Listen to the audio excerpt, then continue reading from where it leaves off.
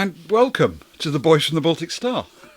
Thank you very much for joining us. Tonight we are missing the wonderful Luke, who has family commitments. So Ewan and I are going to do something a bit different. If you're interested in anything we do mainly RPG related things, and a bit of narrative video gaming stuff. But if you are interested in anything, you can follow us on Twitter at Boys Baltic.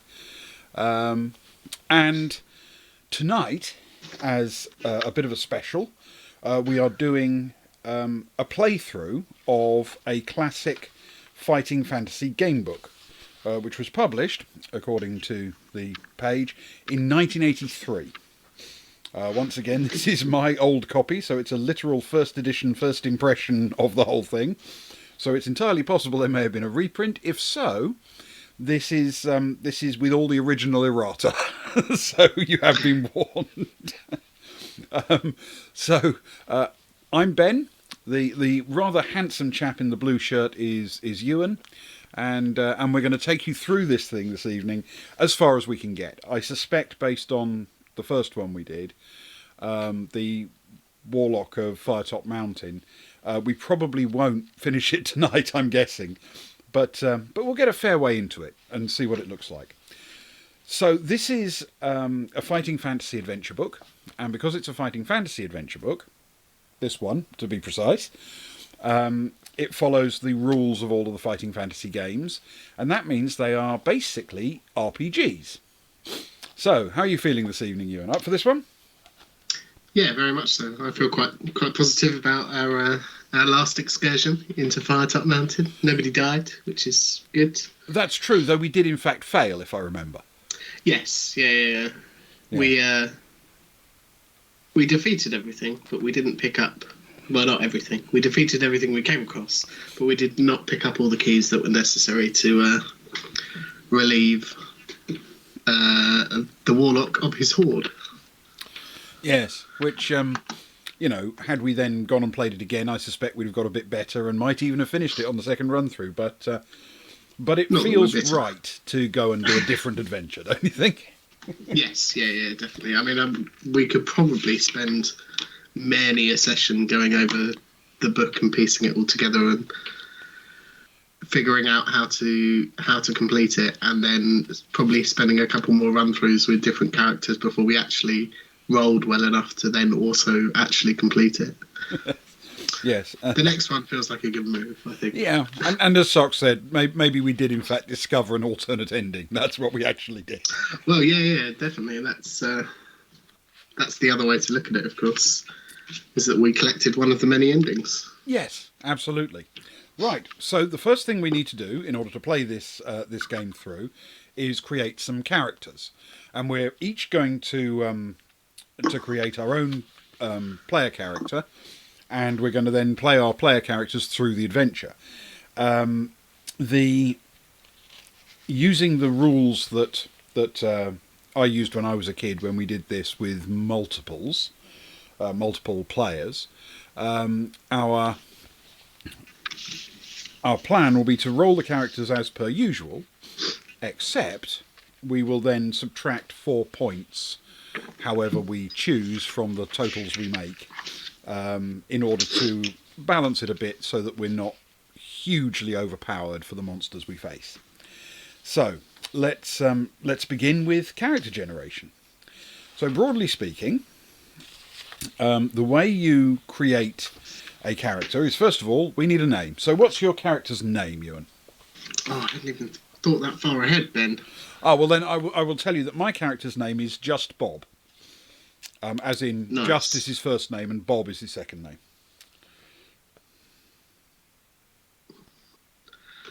I'll make a little note of that just so I don't call you something else like Bob. Or I'll also kill a little bit of time while I wait for Socks or anybody else in chat to give me a suggestion for a character name. Fingers McMurder. There we go. Fingers McMurder. There we go. Fingers McMurder.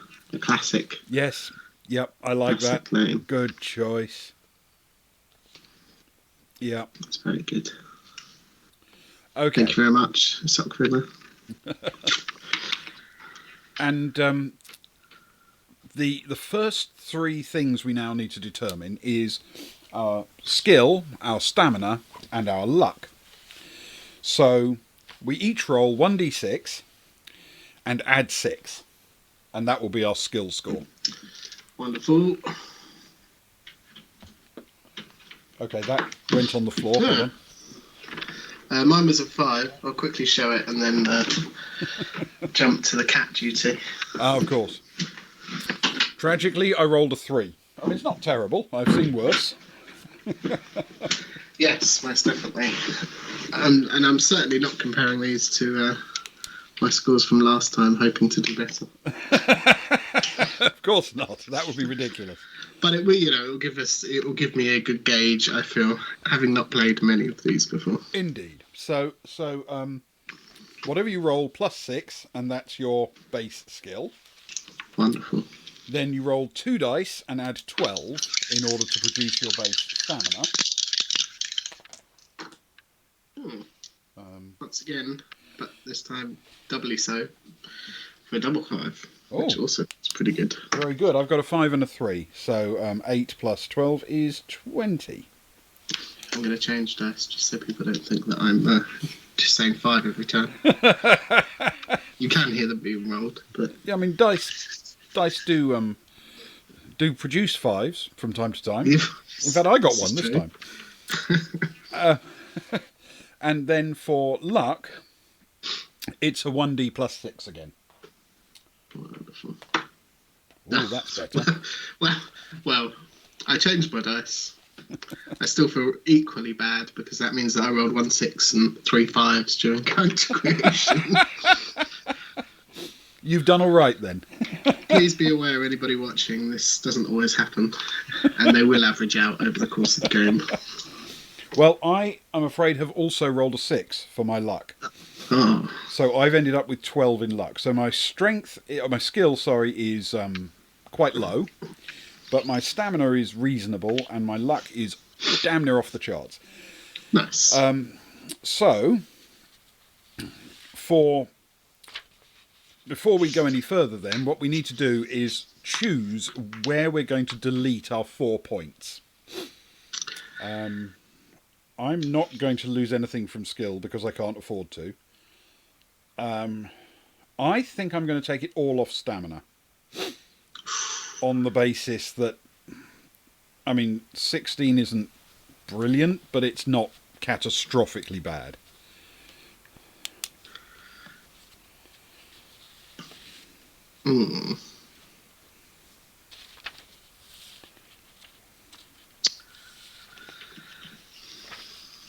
I think I'm going to take 2 off of my luck. Mm-hmm.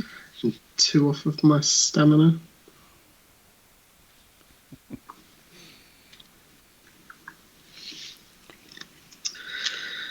Which is unfortunate because we are now not 2 of the luckiest people you will ever meet.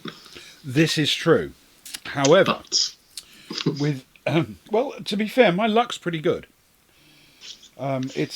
It's my skill that's low, and my stamina's actually arguably even lower. There we go. So, unlike Warlock of Firetop Mountain, in Citadel of Chaos there is a rule change in which you get to use magic as well. Forgive me. You get to use magic as well. So, you roll 2 dice and add 6. So yes, I know it's not 2d plus 12 or 1d plus 6. It's 2d plus 6.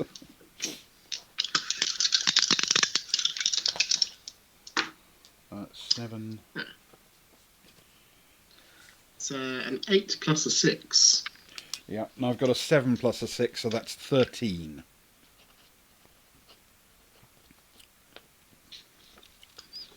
Does this go under a separate...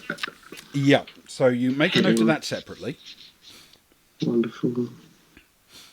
And essentially, because of the way this works, the rules are your magic score determines how many magic spells you may use during your quest. Yeah. But there are 2 of us instead of 1 of us. So I'm going to suggest that we each subtract 6 from our magic score, which I think is what I did before, many years ago. Yep. So that brings mine down to 7, for example. Yes, and I'm on an 8. Okay. Cool. Then, essentially, we have a list of magic spells that I'm going to give you in a second, or read to you in a second. And you can decide how many of which spell you want, because there are only 7 or 8. So Okay. there are the options to have multiples of a single spell. Once it's been used, it's been used. Yeah. So the way you use magic, you can only use it if there's an option available, or if you use it sort of in combat, some spells can be used. So essentially, what we have as our magic options are creature copy, which gives you the option to conjure up an exact duplicate of any creature you're fighting, and the duplicate will be under the control of your will, so you could instruct it to attack the original creature. You have an ESP spell, which allows you to tune into psychic wavelengths and read a creature's mind or what's on the other side of a door or a wall. But it is sometimes prone to give misleading information if there are multiple sources of psychic energy. There is a fire spell, which you can cast to conjure up fire, either in a small explosion or a wall of fire. There is a spell called Fool's Gold, which turns ordinary rock into a pile of what appears to be gold. However, it's an illusion, and the pile of gold will soon turn back to rock. There is an illusion spell, which is apparently a little unreliable. But through this spell, you can create a convincing illusion. So you've turned into a snake, for example, or that the floor is covered in hot coals, it says. The spell will immediately be cancelled if anything happens which dispels the illusion. And it's most effective against highly intelligent creatures. And then you have levitation as a spell, which you can cast onto objects and even yourself. And essentially it causes whatever you've cast it on to float freely in the air under your control. Then there are spells for luck, for skill and stamina, and these can be used anytime you like, and they effectively replenish your skill, stamina, or luck scores by half of your initial total. Cool. Then there is a shielding spell, which creates an invisible shield which can protect you from physical objects, and a strength spell, which is not the same as a skill spell. It has the effect of increasing your strength greatly and can be very useful when battling strong creatures. However, it must be exercised with caution, as it's difficult to control your own strength under the spell.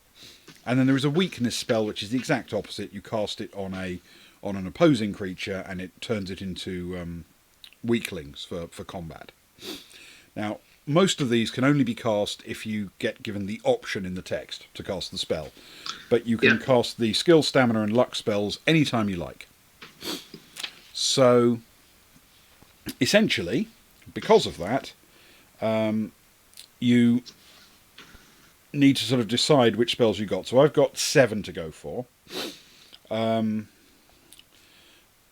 tempted to say I'm going to take 2 stamina spells, I think. Because we don't have magic potions in this one. And that, I seem to recall, was something that needed to be propped up occasionally. Yes, we definitely did that a fair few times with our... Was it food and potions last time? Exactly, yeah. Yes. In fact, I might even take 3 of those. And then I'm going to go kind of route 1, I think. ESP, Fool's Gold, things like that. Illusion, I'm not confident on. I'll have a levitation just in case we need to actually get somewhere that we can't otherwise get.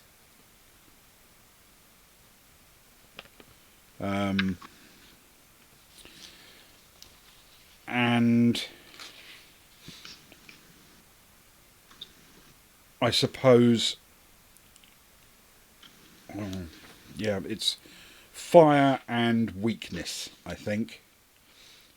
So I'll have 2 fire spells and 1 weakness spell. Okay, so I've got 3 stamina, 1 levitation, 2 fire, and 1 weakness. Nice. I am going to take... I'm just figuring out my numbers here. Mm-hmm.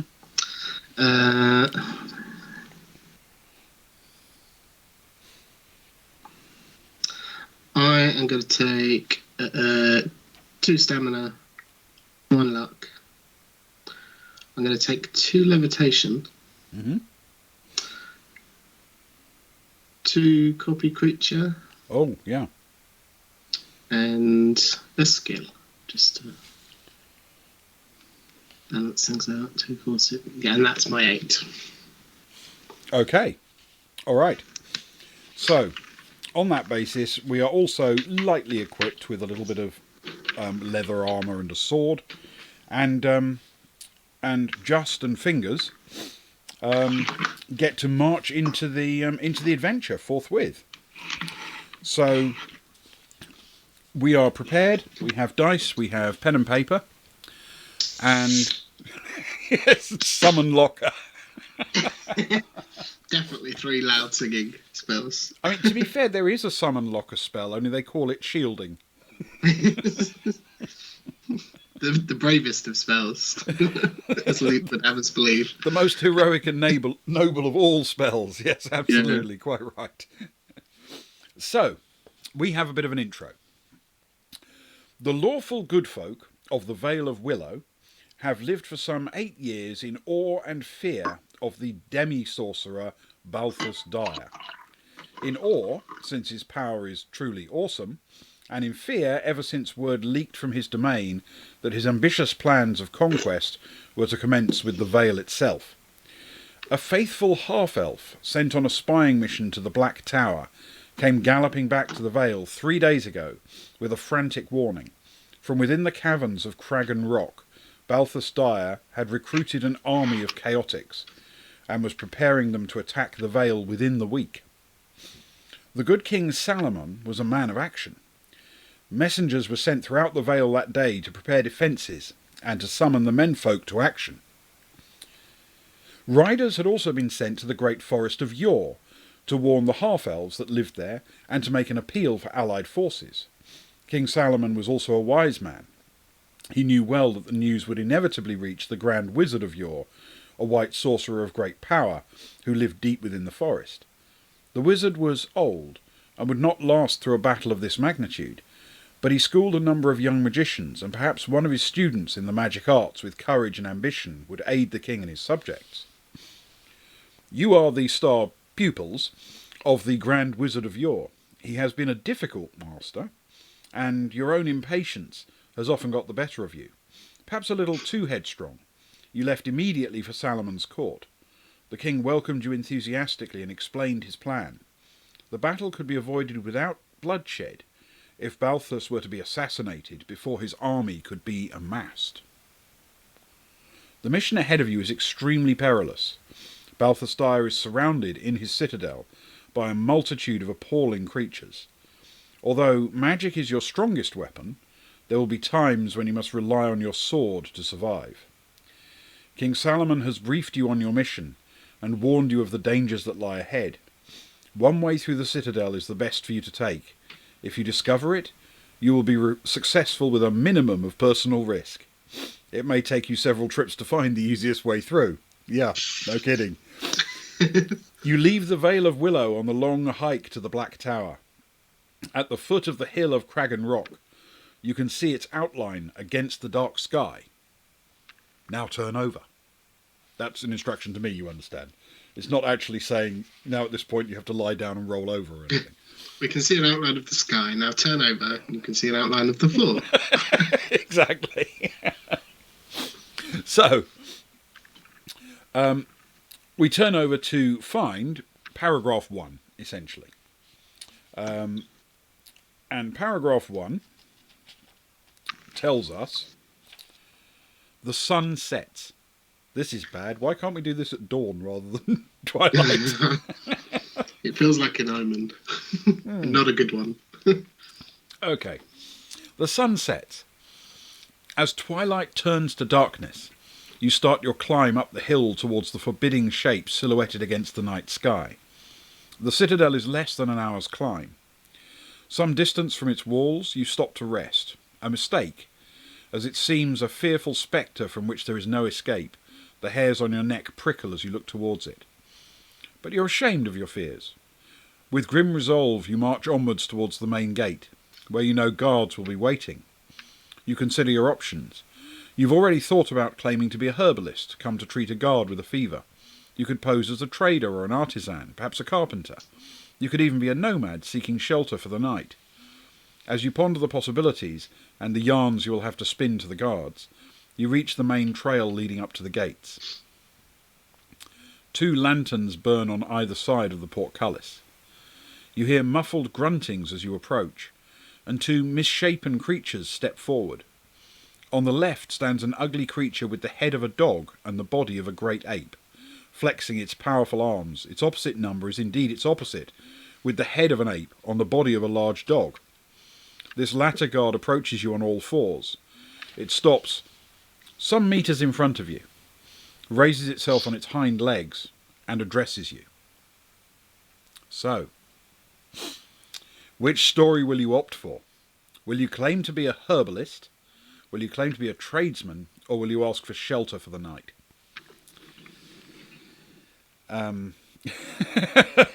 Straight off the bat, it's immediately giving us choices. I feel I have no information to go on.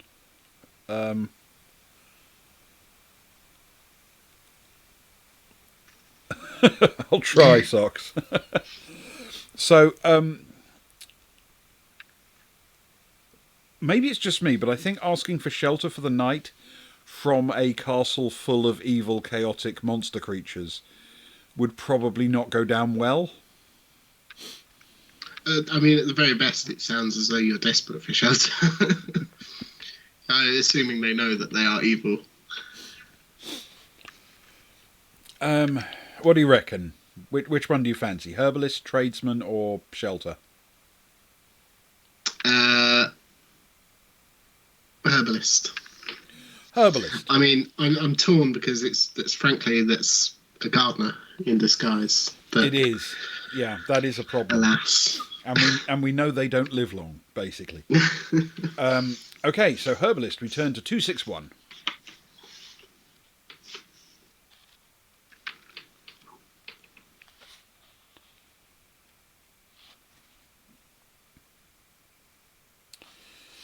Okay.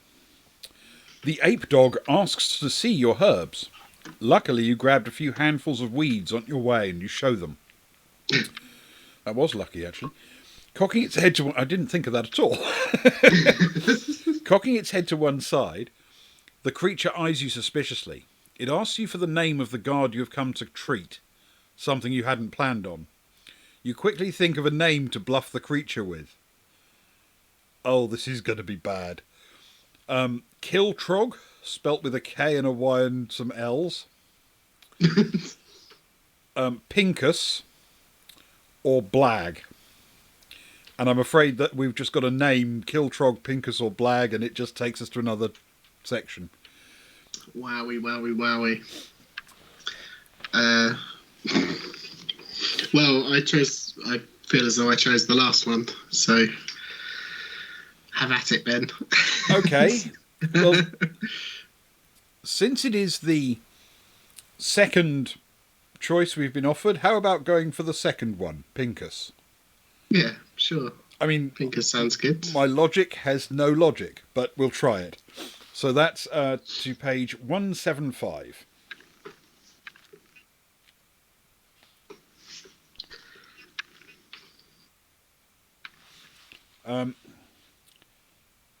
The creature has never heard of a Pincus within the Citadel. I chose poorly. It turns out. The dog ape holding the mace growls and steps forward. You may quickly choose another name, or may prepare to fight them. We got to try another name, right? Just in case. I mean, there's only 2 left, surely. Yeah, sure. 110. If it's still offering the chance to blag, we'll blag. Actually, that's a good point. We'll blag.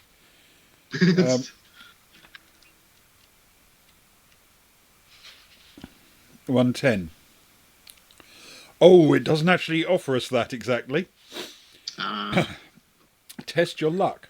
If you're lucky, you choose another name which is familiar to them, and they summon the gatekeeper, who eventually appears. If you are unlucky, this was a poor guess, and they advance towards you with their weapons at the ready. Okay, so this is a straight luck roll. Do you want to take this one or me? I don't mind. You choose. Well, I've got good luck, and to be fair, it was my chance, wasn't it? So I should probably do it. That seems reasonable. Logical. It's going to cost me a luck point, but I can probably live with that. Let's hope. So the good news is we successfully did the luck. Obviously, that costs me a luck point because I used it. So...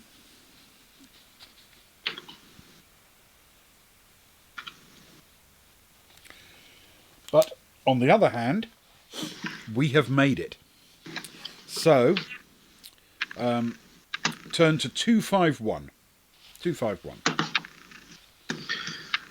Sorry, I just realised that it was a purposeful decision that I haven't been mapping this out because, you know, the outside of the place seems... Yes. This feels like a can you make it to the first room rather than...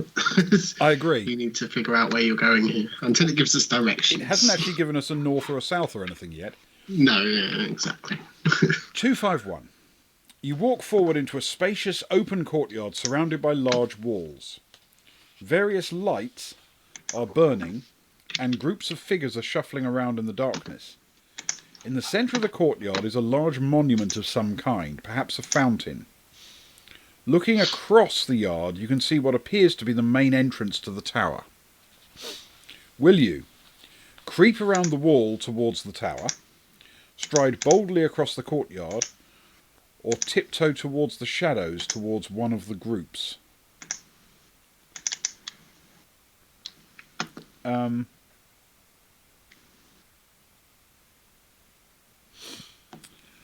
don't know. We've been let in, haven't we? So creeping around would look more suspicious, no? You would think so.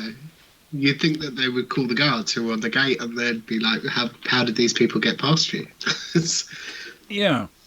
It definitely feels as though that would be the more drawing attention to yourself option. For some reason, lit courtyard is not an option. I don't know why. It ought to be. Sniff? We also don't have an option for kill wizard. Which it would be probably too easy. So...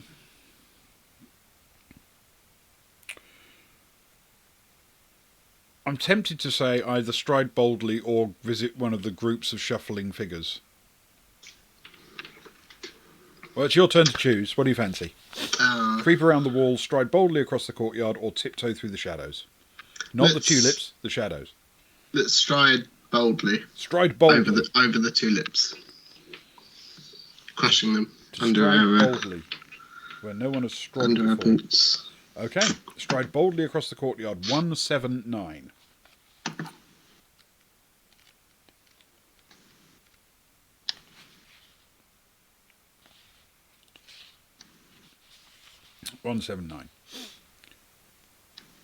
As you step out of the shadows towards the centre of the courtyard, a voice in the wind cries, "Halt!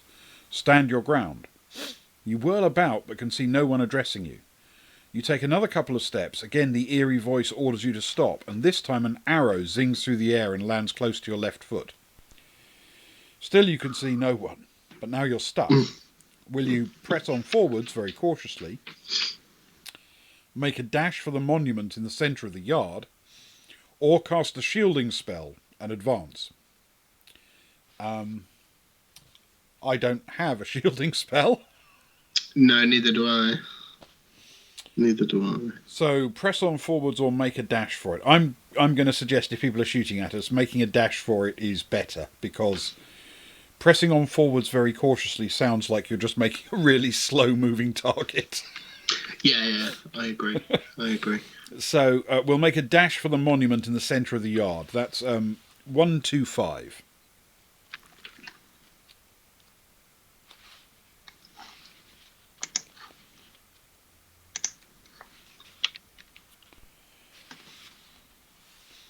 As you break into a run, 3 arrows fly out towards you from nowhere.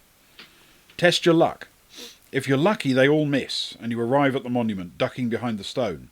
If you're unlucky, one of the arrows sinks into your shoulder, causing you 5 stamina points of damage. 5? 5 isn't fair. They weren't messing around with this one. They weren't. My word. We're not even inside yet. Mr. Jackson. Okay, test your luck. 2d6. Yep. 2d6, got to be under or equal to your luck total. Oh, well, that's good. I just about made it with a 9. I made it comfortably with a 4. However, that's, again, it cost me another luck point, remember? Yeah. So I'm losing luck at a fairly fantastic rate. Mine's now at 9. However, yes, we don't take the 5 stamina points, which is good, because my total stamina, remember, is 16. Yes, one luck feels better than 5 stamina. Yeah, I agree. Definitely. Turn to 209. Turn to 209.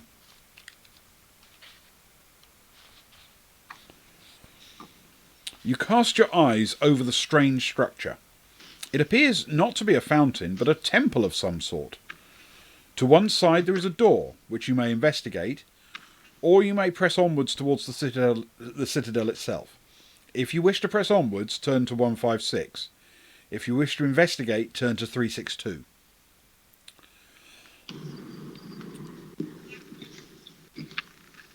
I mean, I'm tempted to say it's a door, therefore we open it. Yeah, I mean, it feels as though unless we've been told that we're in imminent danger, we should probably investigate the door. Yeah. It doesn't say you're under heavy arrow fire and any minute now you're going to get hit. Although that would be spelling it out. It would. And to be fair, we know that pressing onwards towards the citadel definitely might invite an arrow. Well, yes, yeah. Yeah, let's try investigating the door. That's 362. Wonderful. I'll just start making a little list of occasional. I'm not going to write them all down. Because, as I say, we're not really inside yet, are we? No, not properly. But I'll jot them down next to the little courtyard over. Draw them out. If you wish to investigate, turn to 362. Yep. The door opens, and the small room inside is lit by candlelight. Cautiously, you look inside to see a strange sight.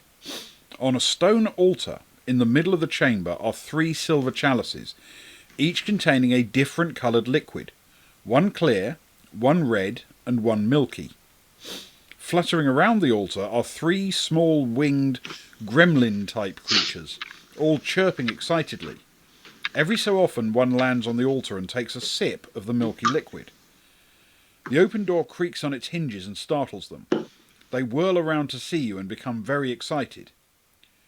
You may either enter the chamber or close the door quickly and press onwards. I mean, I'm tempted to say enter the chamber, but the problem is, we're just going to be offered another one of these impossible choices where it says, oh, you have to choose one of them to drink or something. Yeah. What do you think?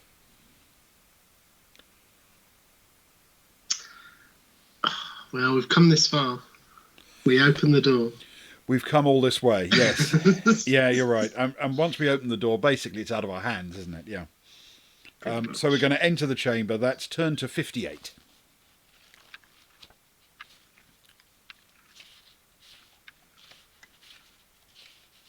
I'm not even sure what to do here. I've drawn the courtyard far too small to put another little room inside with a 58.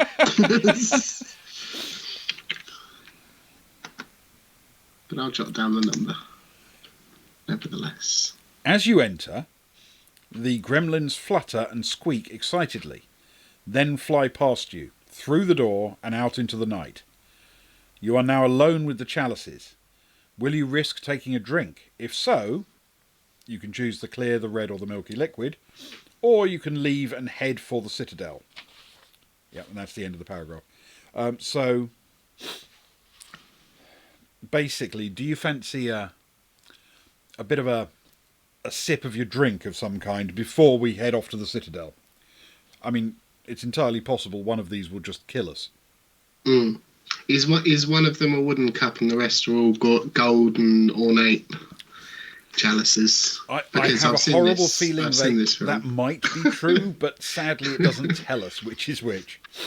I'm afraid the only information is clear liquid, red liquid and milky liquid.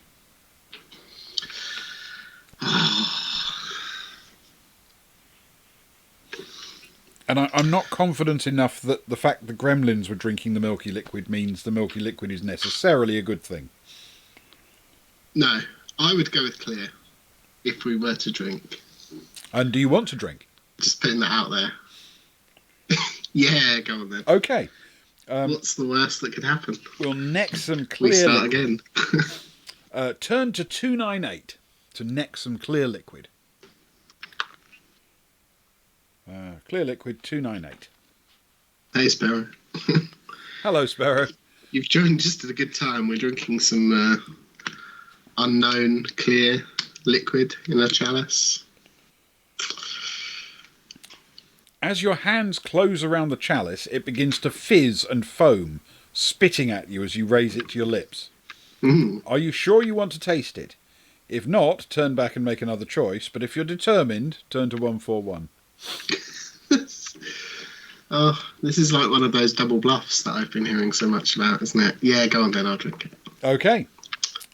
We will be determined and turn to 141. I mean, I figure one of us is... I'm quite happy to take the hit on whatever happens.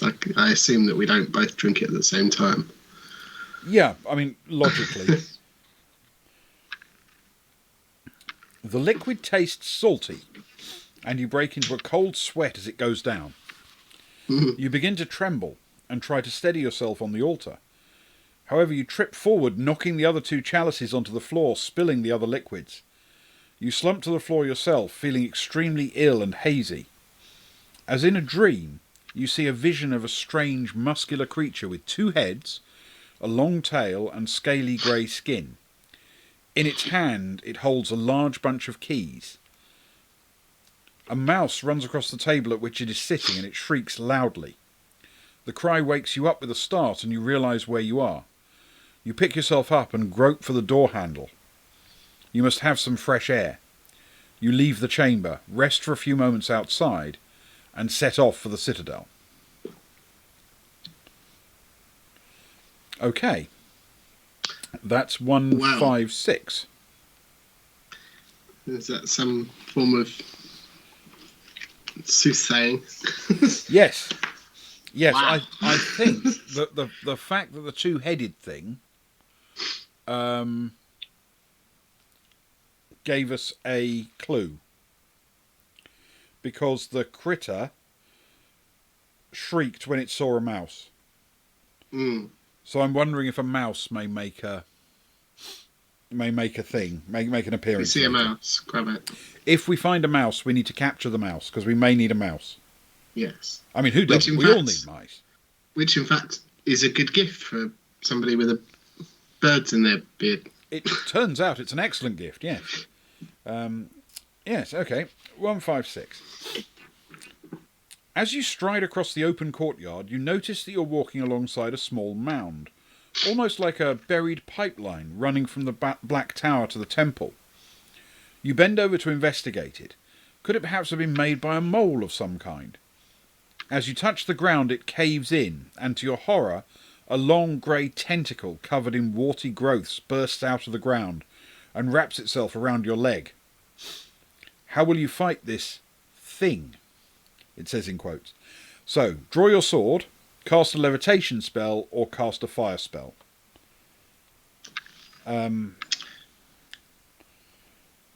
Tentacles stuck in ground. I'm not sure levitation is the way to go here. It seems early to be burning some levitation spells. Yeah, it does. And if it's actually fixed to the ground, maybe levitating it won't help. I mean, it might do, but I'm not confident. You know, it's wrapped around the leg, so levitating us won't get it out of the way necessarily. So it's draw the sword or cast a fire spell. I have a couple of fire spells. Because I have 2. You know what? It's worth a punt. Yep, I've got 2 fire spells. I will throw a fire spell at it and see what the hell happens. That's 114. Are we still in the courtyard? Yep. Wonderful. Wonderful stuff. Yes, disturbingly, we've been fighting our way across one open courtyard, and we've got practically nowhere.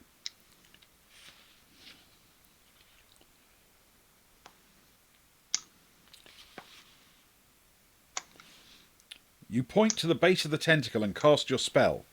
A puff of smoke and a flash of light burst from the hole in the ground. A shudder runs through the tentacle, and thankfully it releases its grip. As it retreats back into the ground, you rub your leg to get the circulation back, and then set off towards the main entrance to the Citadel again. Remember to deduct your fire spell. Yes, thank you. Must cross out fire spell. Just in case. There we go.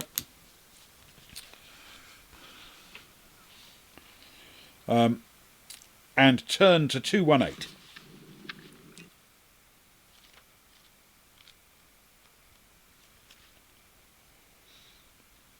In front of you is a large wooden door, firmly locked.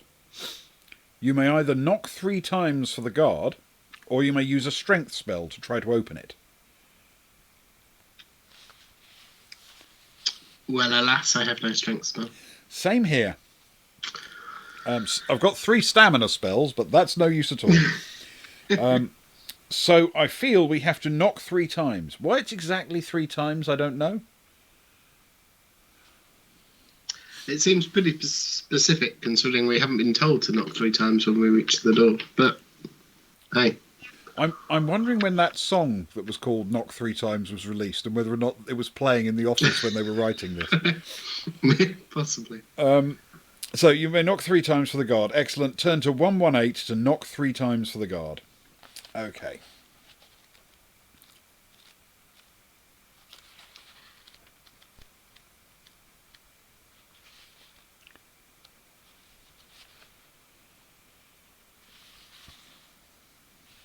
The door opens, and a large brutish creature steps out.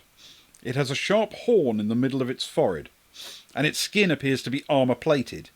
It grunts to ask you what you want and demands the password before letting you in. Do you know the password? If so, turn to 273. If not, you will have to bluff your way in. Turn to 198. I know no password. No. No password. No. Okay, 198 it is. Bluff it is.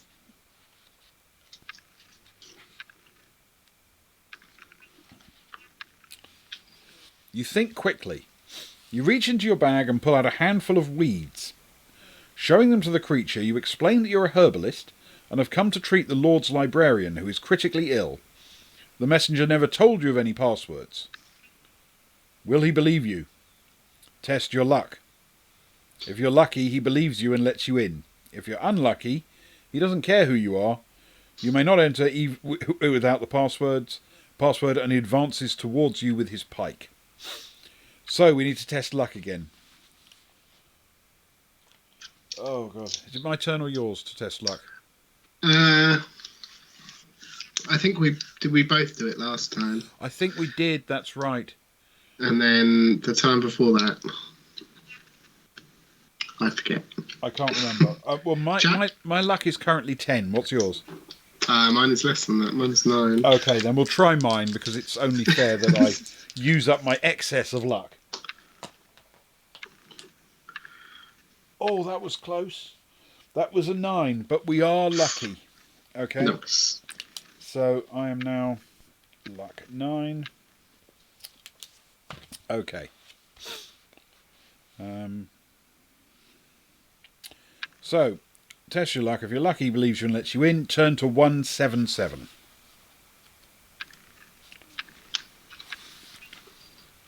You're in a narrow hallway. This continues for several meters and ends in a doorway. Halfway along the passage, you can see an archway where some steps lead downwards. Will you go forwards to the door or creep down the steps? So we still haven't got any directions, so we're just going to have to sort of guess, aren't we, really? Yeah, left or right? It doesn't say. So it just says halfway down the passage there's an archway leading to some steps. I suppose I'm tempted to say we should probably... What do you think? Go down the steps first because we get to them first? Yeah, I mean, it may tell us which way they go.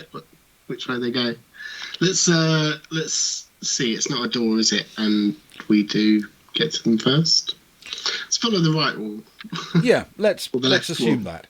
Whichever wall it is. Whichever wall it is now the right wall. I'll get rid of this and I'll wait until you've read before going any further. Okay, so we will creep down the steps. Turn to 344.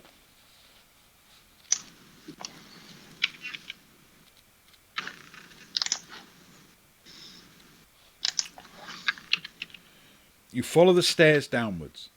The air is cool and stagnant. At the foot of the stairs is a door. Will you try the door or climb the stairs again and go up to the door on the ground floor? Well, we've come up against a door again, and we have a rule. We have indeed. I'm going to make an executive decision while we're there, and I'm going to say that the steps go right, just so I can... And then hope that there is no north, south, east or west, and they just refer to it as opposite or left or right. That they might all the way through. You'll probably find that will be true for half of the book, and then it'll say, to the north. And you go, what? Yeah. And it will make no sense with the map that I've drawn. But, hey. Apologies. So we go down the steps and we... And at the foot of the stairs is a door. Wonderful. And we can try the door, which is turned to 7.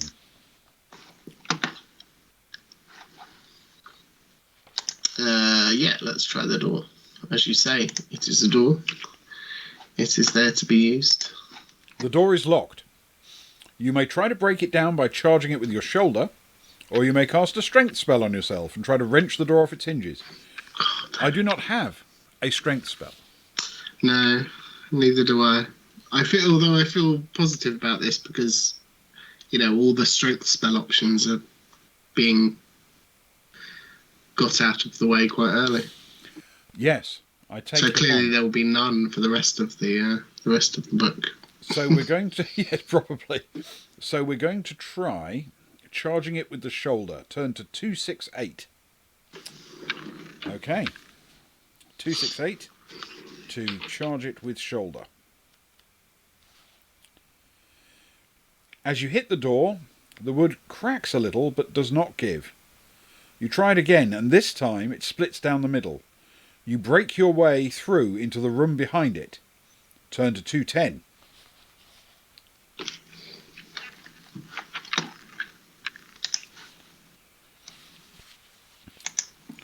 You now stand in a large round room.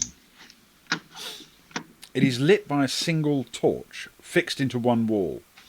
There is no furniture in the room, save for a rough wooden table and chair in the centre.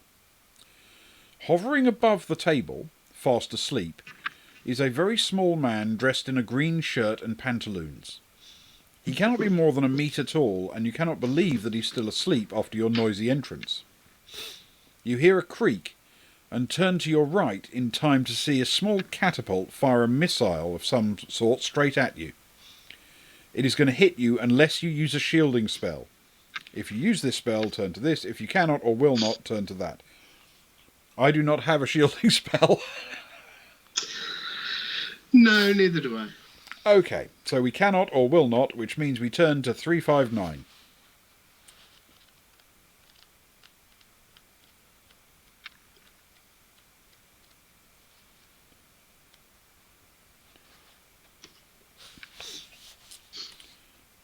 You try to duck, but cannot avoid the full impact of the missile, which hits you on the forehead and splatters all over your face. You brace yourself, waiting perhaps for an acidic reaction to take place, but the mushy liquid merely drips off your face onto the ground. Cautiously you test it, first with your finger, then with your tongue. You've just been hit by a ripe tomato. You turn to face the sleeping figure once more. Someone threw a tomato at us. It certainly did. Turn to 29, okay.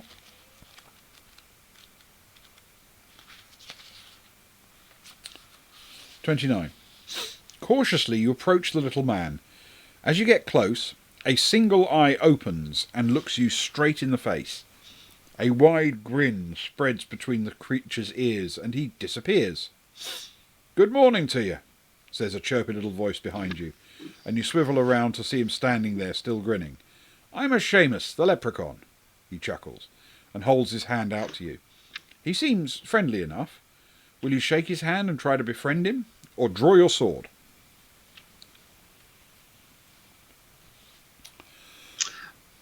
I mean, they seem friendly enough. Yes, I mean, I'm fairly confident that if we try to befriend him, he will play a prank on us, trick us or whatever, but he doesn't seem lethal at this stage, does he? No, I mean, we're not savages, are we? No. I'm sure I said that last time at some point. And let's be honest, the reality is that we always try the talky-talky approach if we can. Yeah. It is our way. Indeed. So let's shake his hand and try to befriend him. Turn to 271.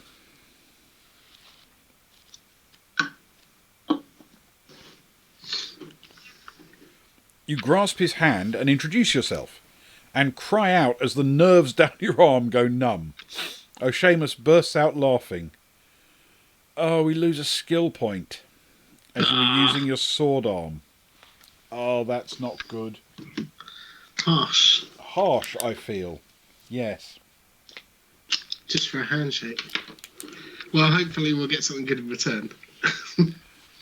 Yeah, we're going to need to, truthfully, because my skill is now 8.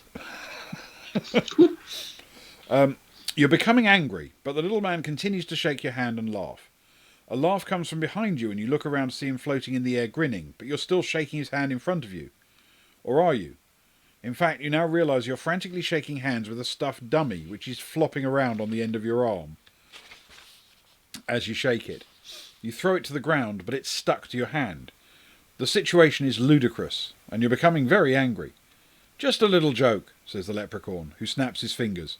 The dummy disappears. "Now, what can I do for you?" Will you ask him the way onwards, or draw your sword? I mean, I think we know who's behind the tomato now. We do. Yeah. Yes, I feel fundamentally, we now know all of the dangers in the room. We just don't know how dangerous they are. Yeah. And we started down the talkie-talkie. Yeah. I mean, he may well lie to us and try and convince us to kill ourselves, but so far he seems non-lethal. So let's ask him the way onwards, okay? 348. 348.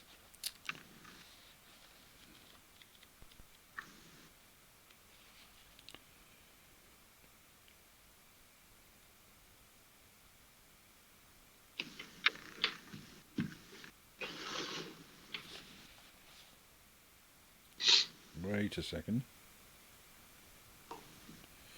Okay, 348. Okay. He says, "Oh, I shouldn't go this way," says a Seamus. "These are not pleasant parts. These 3 doors are the only ways onward. 2 of them are very dangerous, and the other is very smelly. On the opposite side of the room are 3 doors. One has a brass handle, one has a copper handle, and one has a bronze handle. Will you go for the brass, copper, or bronze handled door, or will you ask his advice?"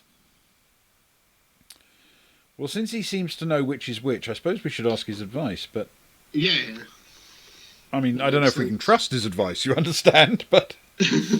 He's quite prone to tricks, so I hear. So it seems. Will you ask his advice? We'll ask his advice. Turn to 68. Yeah, that sounds right. At least see what he's got to say for himself. Or say for the way forward. Which would I take, he muses. Let's see. I wouldn't take the 2 doors to the left of the copper-handled one, nor the door to the right of the bronze-handled one. Which one will you choose? Okay, so if there is a door 2 doors to the left of the copper-handled one, then the copper-handled one must be the one on the right. Yes. And we're not supposed to take the one on the left. So don't take the door to the right of the bronze-handled one. So the bronze-handled one is either the one on the left or the one in the middle. Which must be the one in the middle, because the one to the right is... Oh, no. But we don't know whether to take the copper or not. Yeah, because we don't know if the door to the right is actually the copper door, do we? Although he wouldn't say the same one twice, would he? So he's told us not to take the 2 doors to the left of the copper one. Yes. And then he said not to take the one to the right of the... Does that make sense? Yeah, so the first one he's saying, don't take the 2 doors to the left of the copper handle one, which must be the extreme left. Yes. So don't take that one. And then he says, don't take the door to the right of the bronze-handled one. So the bronze-handled one must be the top one. And then... That could be the one on the left, yeah? Or it could be it could be the middle one, couldn't it, still? It could. So that... And then the same, don't take the copper. So... Yes, he's basically saying...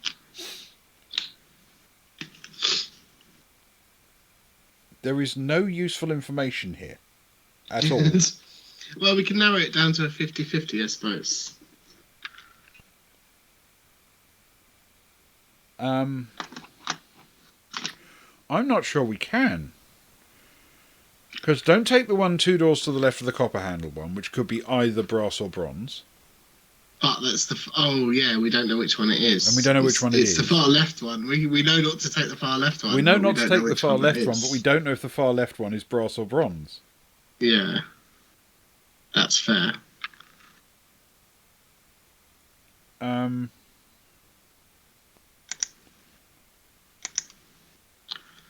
Anyway, let's... Oh, God. This feels like a logic problem that doesn't have an answer.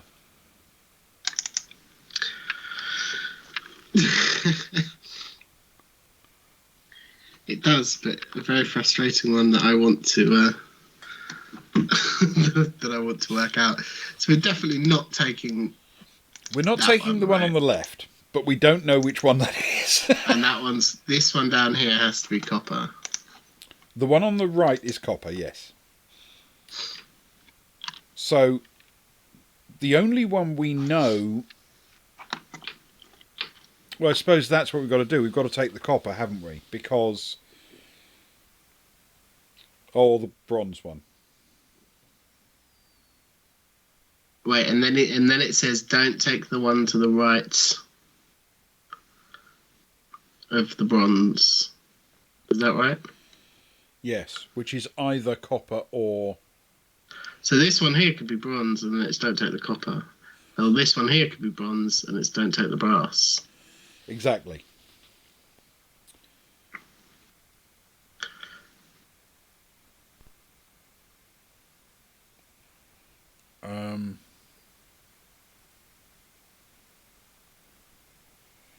What do you think? So we've got don't take.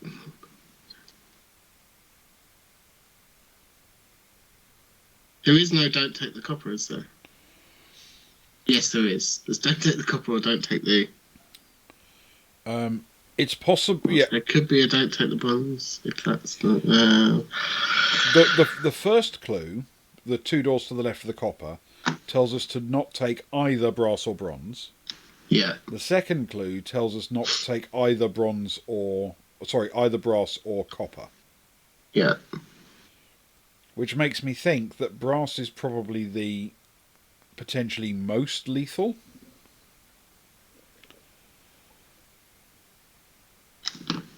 But I don't know. I don't think there's actually an answer. I think we're just going to have to make a choice.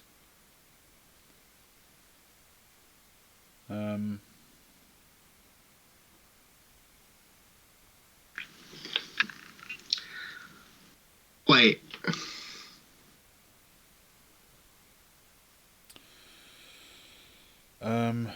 Two doors. What was the first one again? Don't take the one 2 doors to the left of the copper-handled one. Yeah. Nor the door to the right of the bronze-handled one.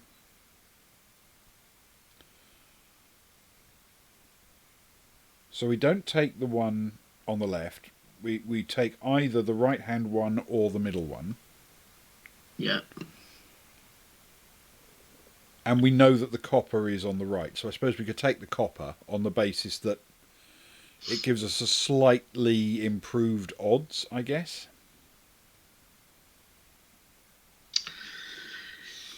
Yeah.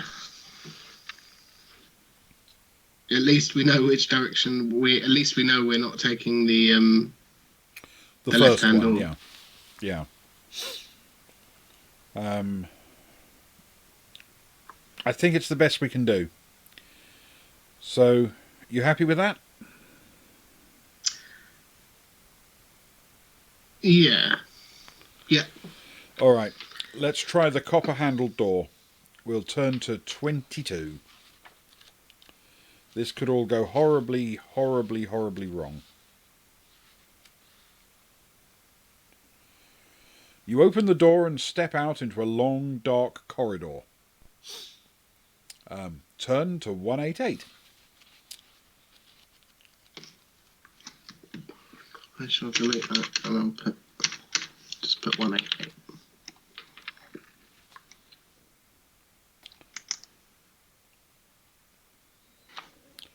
A sudden, intense flash of light bursts out in front of you. You shield your eyes and then rub them, but you can't see. Panic hits you as you hear a low growling noise. Padded footsteps come closer, and you cry out in pain as this unseen creature roars and embeds its sharp teeth in your leg. Cast a strength spell, cast a weakness spell, or draw your sword and slash out. Well, I have neither. I have a weakness spell, but I'm nervous about using my only one, if you know what I mean, in case we need it later. Yeah, especially so early. Yeah. What feels like I mean, it might not be early. We might be dead in 2 pages' time. Possible. But it feels early. It does feel early, doesn't it? So, draw the sword, I guess. 51.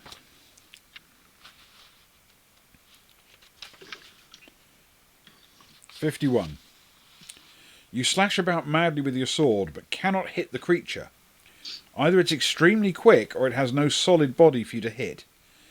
Its teeth are now tearing into your flesh, and you can feel blood on your leg. You will have to protect yourself with your magic, or face certain death from this unseen creature. Will you cast a strength spell or a weakness spell, or if you can't cast either, do something else? So, well, since it's literally said, or certain death, I feel now may be the time to cast the weakness spell.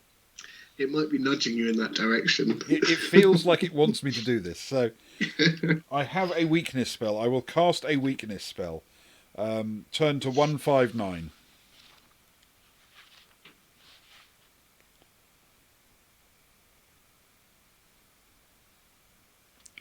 You cast your weakness spell. Hopefully you wait for the creature's strength to fade. But as its teeth still maul you, you are dismayed to find that its attack is becoming more ferocious. You cannot feel your leg now. The pain is intense. You feel faint and lose consciousness as the jaws close on your throat. Turn to 323. Uh-oh. This is feeling like we may have made a mistake.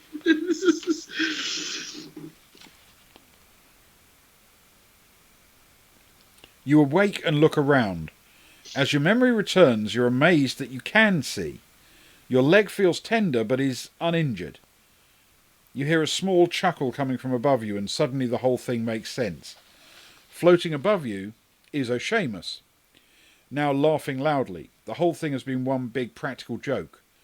You're enraged and leap to your feet, but as you glare at the funny little man rolling around in the air in hysterics, you can't help but see the funny side. You chuckle, then giggle, then laugh loudly. For some time, the two of you roar with laughter until tears stream down your faces. When you're both able to control yourselves, you eventually settle down to chat. He's a pleasant little man. Before you leave, he says, "Indeed, you're a good sport. Your way ahead is fraught with danger. But perhaps these will help you." With a wave of his hand, a sword and a plate appear on the table. The sword is a magic battle sword and will add +1 point to the die roll when throwing for your attack strength. And the plate is in fact a silver mirror of fine workmanship. You may take these with you, but you'll have to leave your old sword behind. Leave the room through either brass, copper or bronze. Which is so encouraging. Oh. Wowie. Okay, so the sword is a +1 attack sword, which is useful. So, what's your skill? My skill is 10. I'm tempted to say then that we've got to make a decision basically, because my skill is 8. So, is it more valuable to have yours at 9? At 11, which will make it extremely likely that you'll hit every time, or more valuable to have mine at 9, which will make it kind of likely, which will mean we might get 2 hits in. Which do you fancy? Ooh.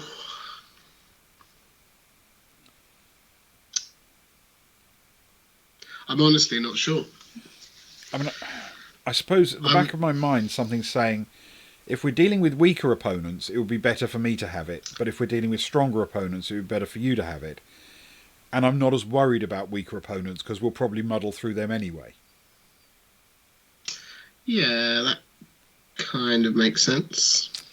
Okay. So it's middle of the road ones that could do with 2 hits, though. That... It is, I'm afraid, but we're just going to have to rely on magic to do that. But I'm happy to go with that. Okay. That's the way. So on that basis, give yourself effectively a +1 sword, and we have a mirror of fine workmanship. I assume it's not like a magic item description. This is a mirror of fine workmanship. I think it is in fact just a mirror which is of fine workmanship. Okay, so we're back to the same three choices. Brass handled, copper handled, or bronze handled.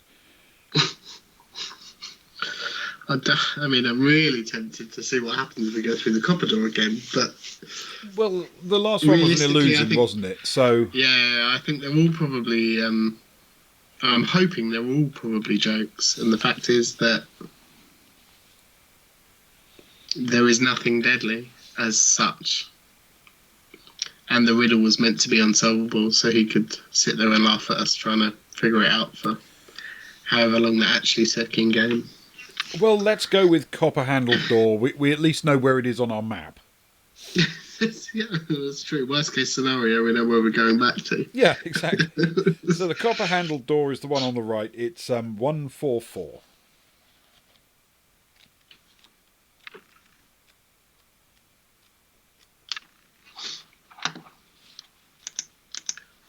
This feels a lot more of a struggle to map out. Yes. The door opens and you enter a narrow corridor. You follow it for some time until you finally come to another door. This time a wide carved door with the inscription Wine Cellar set into it. Oh, this is Armelia. Mm. You try the handle and it opens. Poking your head round the door, you can see rows and rows of racks full of bottles. Full of wine? The room is dimly lit by several candles. Your opening the door has caused a little bell to ring, and a figure is limping towards you up one of the aisles. Will you draw your sword and prepare to defend yourself, or see what this fellow might have to say? I mean, we have a plan, usually, to see what people have to say.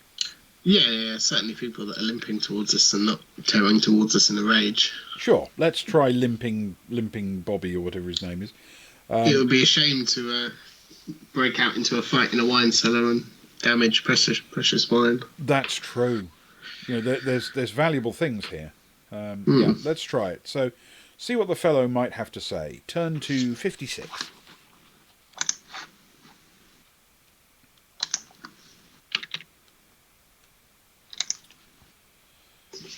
The black elf approaching you is skinny and ragged. He asks whether you're a guest or an adventurer. You tell him you're a guest, come down to sample the wine he keeps in his famous wine cellar. With a certain pride, he shows you the vintage bottles he keeps for his lord. Some of them, he claims, have magical powers. He offers to let you sample the wine. Will you try a sample of the red, the white, or the rosé? Or decline his offer and make your way onwards?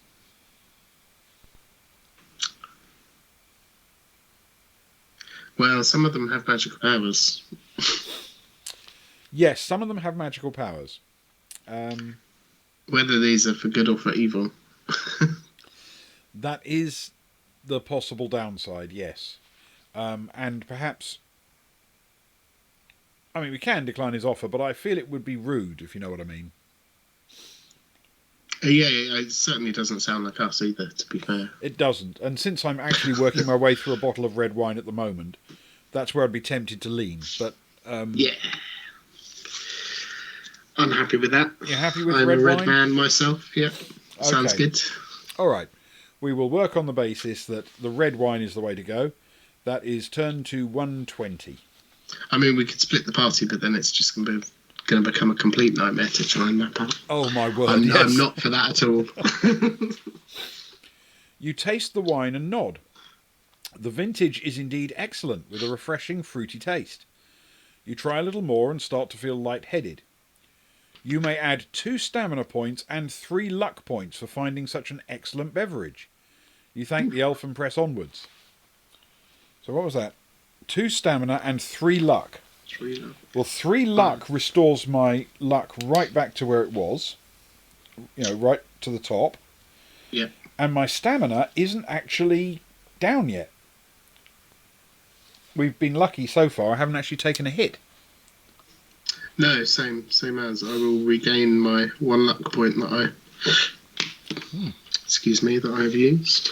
Excellent. So, I mean, skill would have been nice, but yeah, well, skill would have been... I'd have rather had, a couple of skill and 3 luck would have been lovely. But there you go. Not a bad choice. No, it could be a lot worse. You thank the elf and press onwards, turn to 95.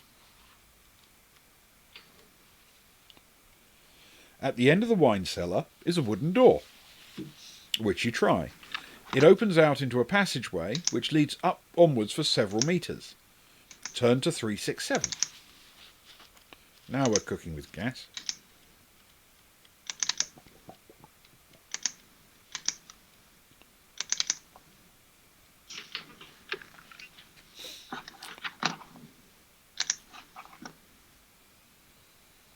Somewhere along the passage, you arrive at a four-way junction. You take a path to the north, which eventually leads you to a large wooden door. You can hear nothing by listening at the keyhole. Will you try to open the door slowly and quietly, or charge the door down?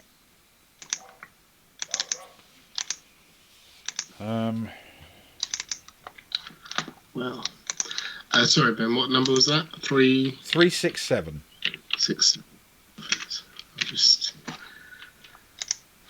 I decided that if we hit a four-way passage, I should probably extend the corridor a little bit. Sounds logical. So I completely forgot the number. Well, we're at a door. We're at a door. So open it or charge it? I suppose open it quietly might be better, but Yeah. I mean, we're not monsters. We don't want to break the place if we don't have to. No, and it doesn't seem as though that could. Nobody's going to get angry with you for opening their door quietly, are they?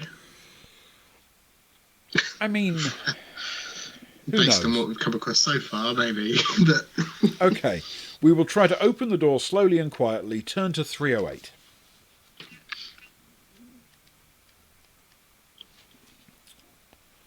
The handle turns and you step into a dark room. Turn to 257.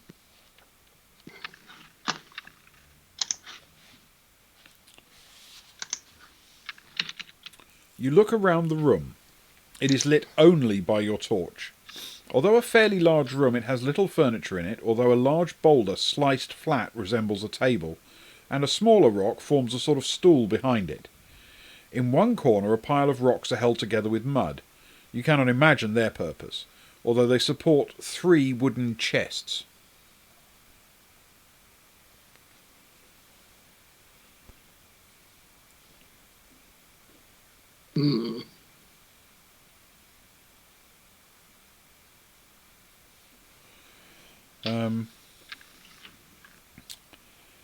Sorry, we got a little thing pop up. I think that's on yours rather than mine, the little pop up on the screen. I haven't got anything. Then it must be on mine.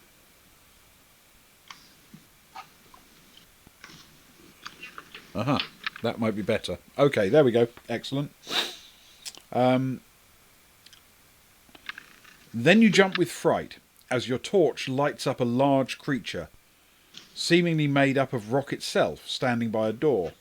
It is roughly human-shaped, although somewhat larger. Its eyes are staring straight at you, but you cannot be sure it's actually seeing you. Will you run for the other door, attempt to speak with the creature, or move slowly towards the boxes in the corner? So there are 3 chests on a little sort of pile of rock and mud. There's a creature we can try to talk to, or we can run for the door. And I'm afraid I need to take a brief comfort break. So if people will forgive us, yeah.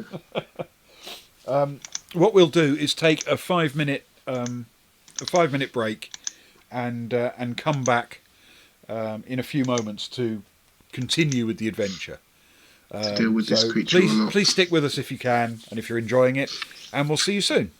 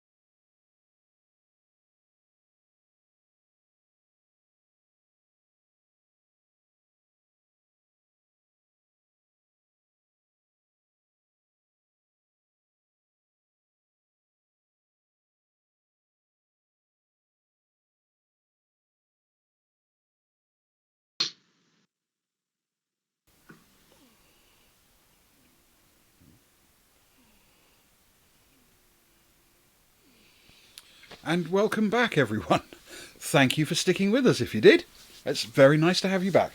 Right, we are going through the Citadel of Chaos by Steve Jackson from 1983, and we are so far riding our luck rather a lot.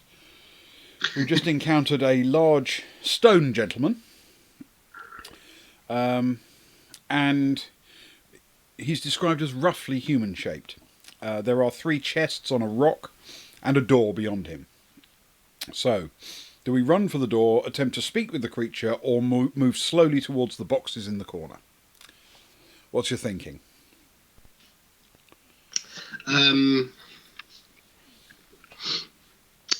Honestly, run, but I'm open to other suggestions.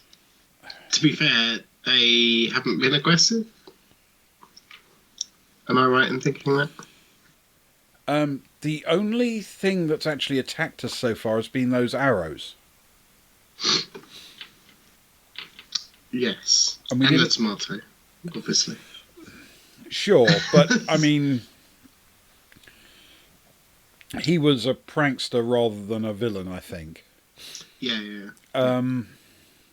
So, yeah, I'm tempted to say either run for the door or attempt to speak with the creature. I mean, we do tend to lean towards the speaky, don't we? We do. And I'm happy to go with that. Okay. Attempt to speak with creature? Yeah. Yeah. Well, that seems logical to me. We are that kind of person. Is that you, Luke? Welcome, sir. Yes, we are gents, and we're going to try and talk our way past the enormous pile of angry rock. So, turn to 357.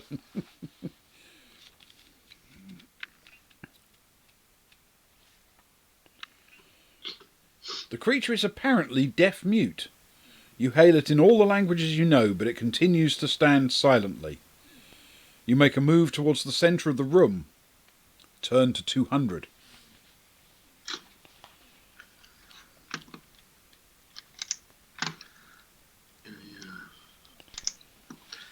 At your first movement, the creature seems to break from its trance and steps towards you. Seeing this, you may either run for the door at the far end of the room, or make for the boxes and risk taking on this silent giant. I feel run. Either treasure and glory or run. To be fair, given the size and the description of the creature, run sounds pretty good to me. Yeah, I mean, it's one of those things where you think, I wish I still had a weakness spell. Oh, no. Okay. Right. Yes. Let's go for run then, because we don't want to dishonour Luke by accidentally showing any form of courage. So let's do that. Seeing this, you may either run for the door, turn to 237, run.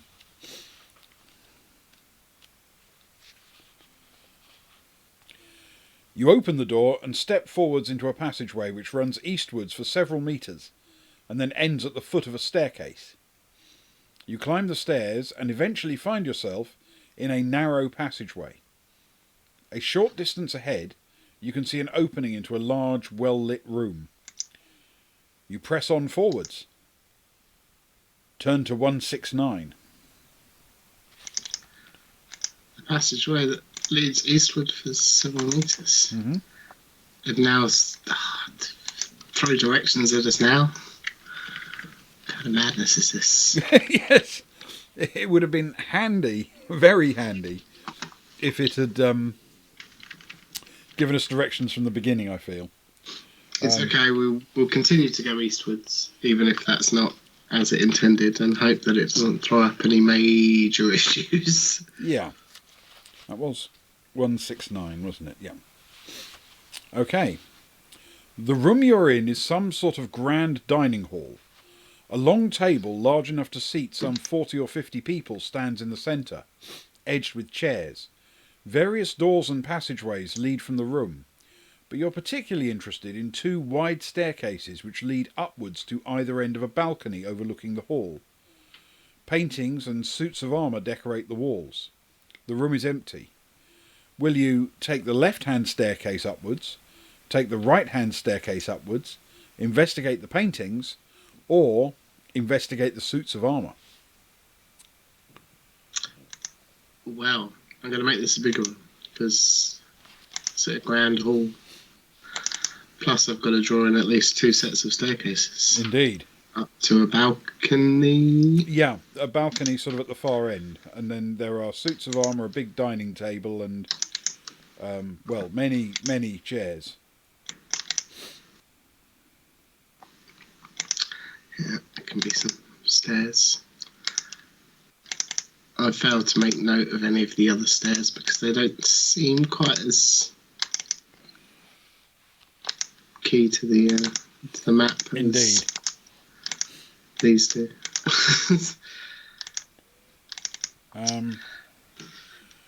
With many doors. Yes, there are doors off it on both sides, but it hasn't given us the option to look at those. It's either the 2 staircases, the paintings, or the suits of armour. I mean, I feel like the suits of armour are a trap. I'm just going to put that out there now. I'm tempted to agree. Either that or really good armour that we can pick up, and I don't know. There is actually no armour as such, is there, in the mechanics of this? It's just they roll to hit. So do we investigate the paintings, or do we head up a staircase then? Let's check out the paintings. It's what Luke would want. And he's in chat now. Yes, I'm sure I think you're right. So let's investigate paintings. paintings. 317. It's certainly what Kara would do. Oh, definitely. What would Kara do? Can be annexed, Mark. Luke. It is a thing. 317. The paintings are portraits of various lords and earls prominent in the kingdom of Cragan Rock. Behind a chair at the head of the table is a portrait of Balthus Dyer himself. He does indeed look a powerful adversary. Add 1 luck point for the warning of his appearance, but lose 1 stamina point for the feeling of fear he instills. Well, that's a terrible deal. That's great. So I add 0 luck because I'm already at my max. Same here. And it costs me 1 of my very, very precious stamina points. Alas. Oh, no. Okay. That did not go well. You may now continue either up the left-hand or the right-hand staircase. What do you fancy? I mean, I'm sure whichever one we pick will prove to be terrible, but there's no way of... We have no information, so... Roll the dice for it? Sure, why not?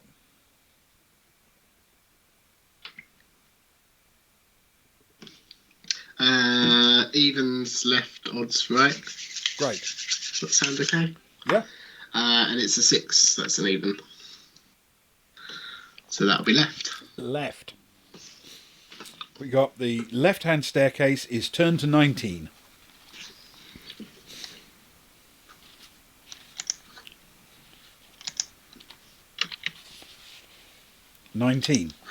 The staircase creaks as your foot falls on it. You try to ascend as quietly as possible, but the old timbers groan under your weight. Suddenly one of the stairs clicks, as if to trigger a switch of some kind. To your surprise, all of the stairs flick downwards. You're now standing on a smooth, steep slope. Try as you might, you cannot keep your balance, and you fall down the slope, tumbling head over heels. If you wish to use a levitation spell, you may fly up and out of danger to land on the balcony above. Otherwise, turn to 254. I have a levitation spell, but is it just me who thinks this doesn't feel dangerous enough to use it? Yeah, I mean, when I took my levitation spell, I envisioned flying across a big chasm that we had no other way across. Yeah. if I'm totally honest. There is always the option for another staircase. However, the other staircase may also throw out some other kind of trap. I don't know. This may be much more deadly than I'm giving it credit for. You know, there may be some horrible spiked pit at the bottom we're going to die in, but Are we saying we both have to use a levitation spell, or that one of our levitation spells will cover the both of us? well, I suppose that's given that we effectively kind of halved our spell count, I think it would apply to both of us, I reckon. Okay, well, I will spend a levitation spell Okay, all right, great. for the sake of, and I have one more left because I took two. And I have one, so that's useful. Yes, a levitation spell. You may fly up and out of danger to land on the balcony above. Turn to 363.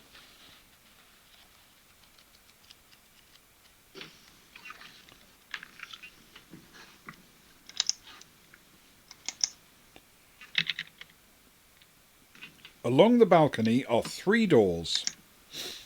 Will you try the door to the left, the door in the centre, or the door to the right? Wow.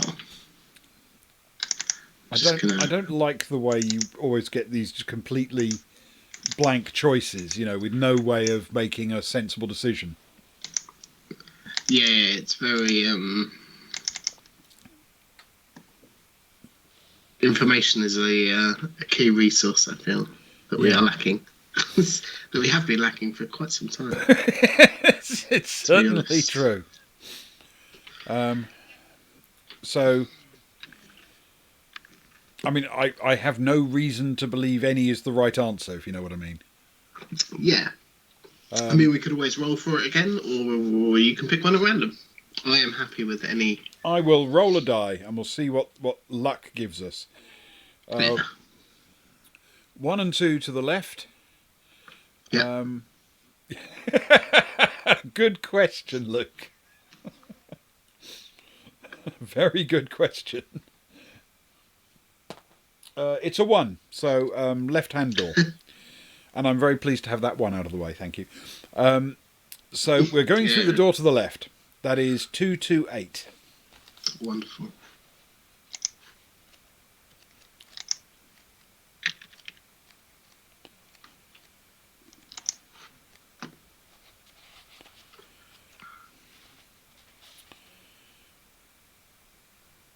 The locked door is very strong and made of solid oak.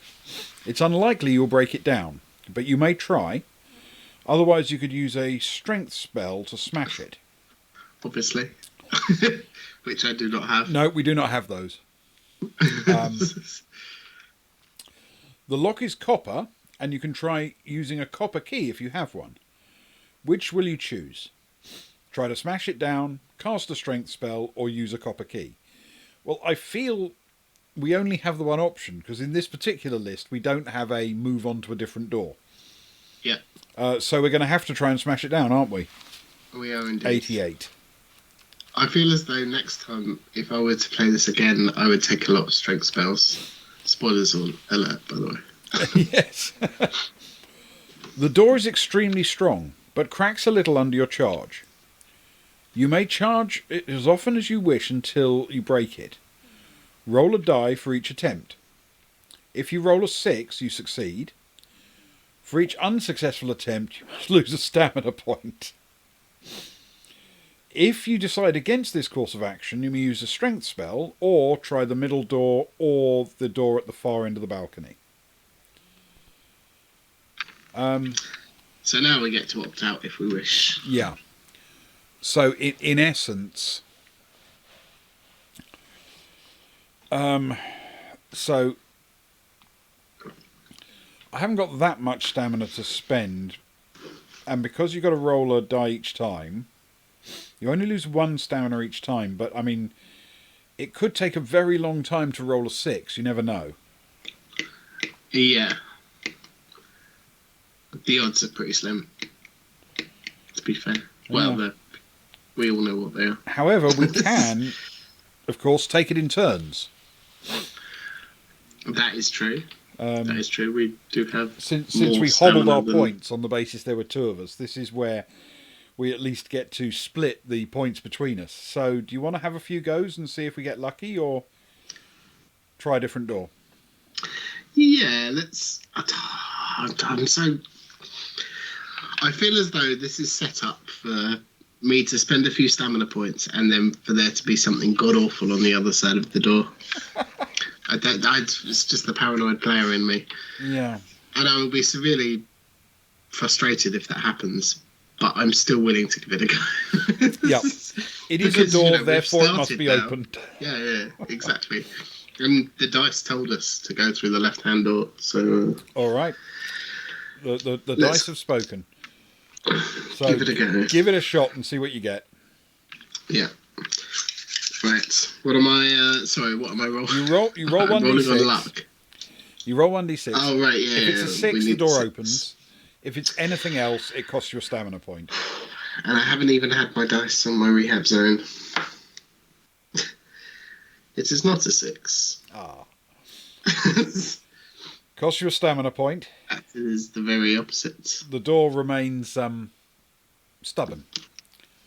Mm. And my turn. Unyielding. That's a 5. Mm. Which will cost me a stamina point. Right. She'll go again. That is also a 5. Okay, we've got it straddled. And Oh, it goes down to 18. oh, that's a 3. I'm getting worse.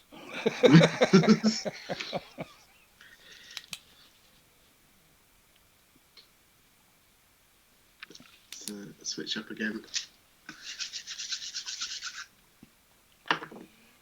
No, that's a 4. A 4. Okay. I mean, we're coming on to dice roll number 6 now, so in theory, Good point. Yeah. statistically, we're guaranteed to get a 6, right? It's absolutely nailed on. It's There's no exactly how that possible way works, this isn't can be it? anything but a 6. Yeah. It was in fact a 1. So Well, alas. so mathematics is broken. That's what we've discovered. Right.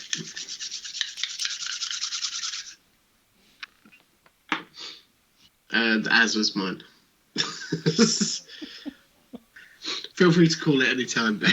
Well, I'm working on the basis. I started with 16. I'm now down to 12. But here is the thing. I have 3 stamina spells, and I can expend one of those to regain half of my stamina, half Yeah. my maximum. So, as far as I'm concerned, I can have 4 more goes and get all of my Spend the stamina. stamina back up to 16. Yes. I am pretty well. I have more goes that I could get rid of and spend a stamina spell. And if one of us spends a spell, it's basically like spending a strength spell, I suppose. If 2 of us do, it's slightly more of a cost, but it's still, Yeah, reasonable. I think it's a reasonable thing, yeah. That's a 3.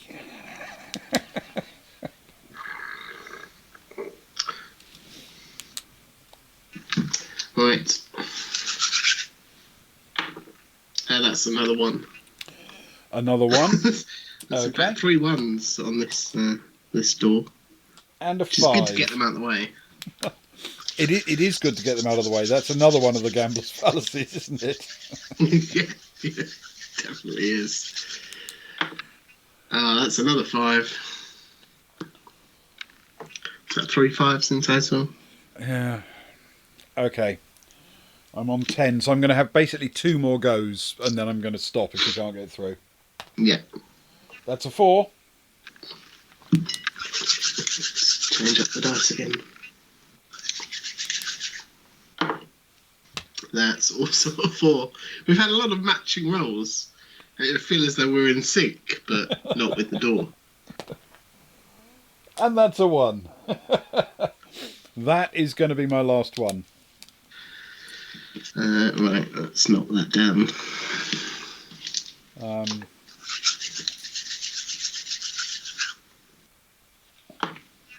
That's a 2. So I should go down to 13. So I'm going to spend a stamina spell and get my my stamina back up to 16, which is my max. And Yeah. that's where I'm going to stop, because I don't want to, just waste it forever, if you know what I mean. Yeah, sure. Do we round up for the stamina spell, or down? It didn't actually specify, so I'm guessing, you round probably up, I would think. Yeah, because every other thing where you do in Fighting Fantasy, you always get the benefit of ties and things like that. So yeah, I think so. Yeah. So if you're rolling for your luck, you have to equal or greater than. Well, in which case I can have 4 more goes. Oh, excellent! 4 more goes. Wait around for me to roll 4 dice. Should I just roll 4 dice all at once, or do you want them one after the other? I think rolling 4 all at once. Yeah, why not? Seems more to the point. I got 2 3s and 2 6s. Lovely. Now, Would of course, you believe it? we haven't got the slightest idea how, what order they came, but we don't really care, because you're going to expend a spell to get them back. yeah, exactly. So I will go back to my maximum. Knock off a stamina. And that's that. Brilliant. So roll a die for each attempt. If you succeed, which we did eventually, I mean, it took a while. It's longer than it should have done. Luke. And your mathematics. Turn to 292.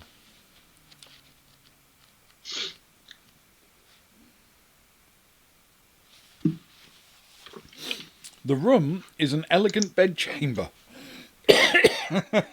plushly decorated with fine lace and a fur carpet. In the centre of the room is a large 4-poster bed. Sitting up in the bed, evidently awakened by all the commotion, is a beautiful sylph-like woman, with long dark hair and deep piercing eyes. "What right have you in here?" she screams at you. With those words, her eyes turn blood red and 2 jets of liquid fire shoot from them directly at you. Wow. Thanks, Steve Jackson. Create a shielding spell, leave the room quickly, or tell her you have a special gift. I mean,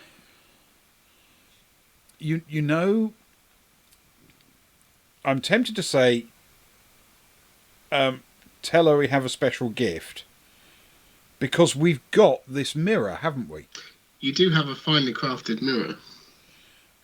And I'm thinking 2 jets of liquid fire. One of the things I would immediately think is pick up that damn mirror and put it in the way. And she might even like it and go, "Oh, is that for me?" Is it worth a try? I think it is. Okay, let's give it a shot.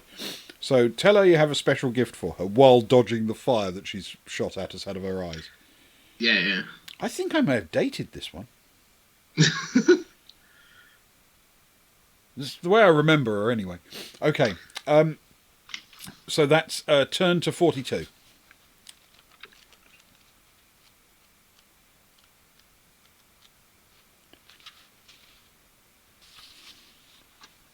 That's a good number at least. She blinks and the jets of fire disappear. What will you offer her? A silver mirror, a hairbrush, or a jar containing a Spider-Man?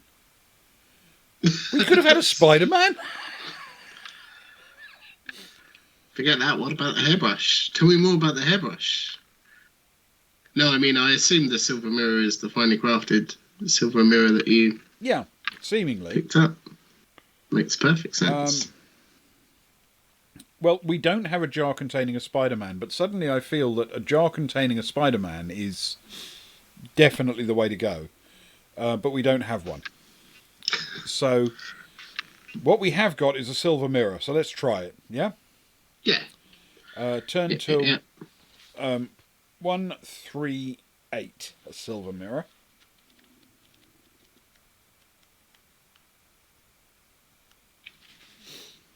And Sparrow is right. We could have had a mouse. Although we could still pick up a mouse. And we definitely need a mouse.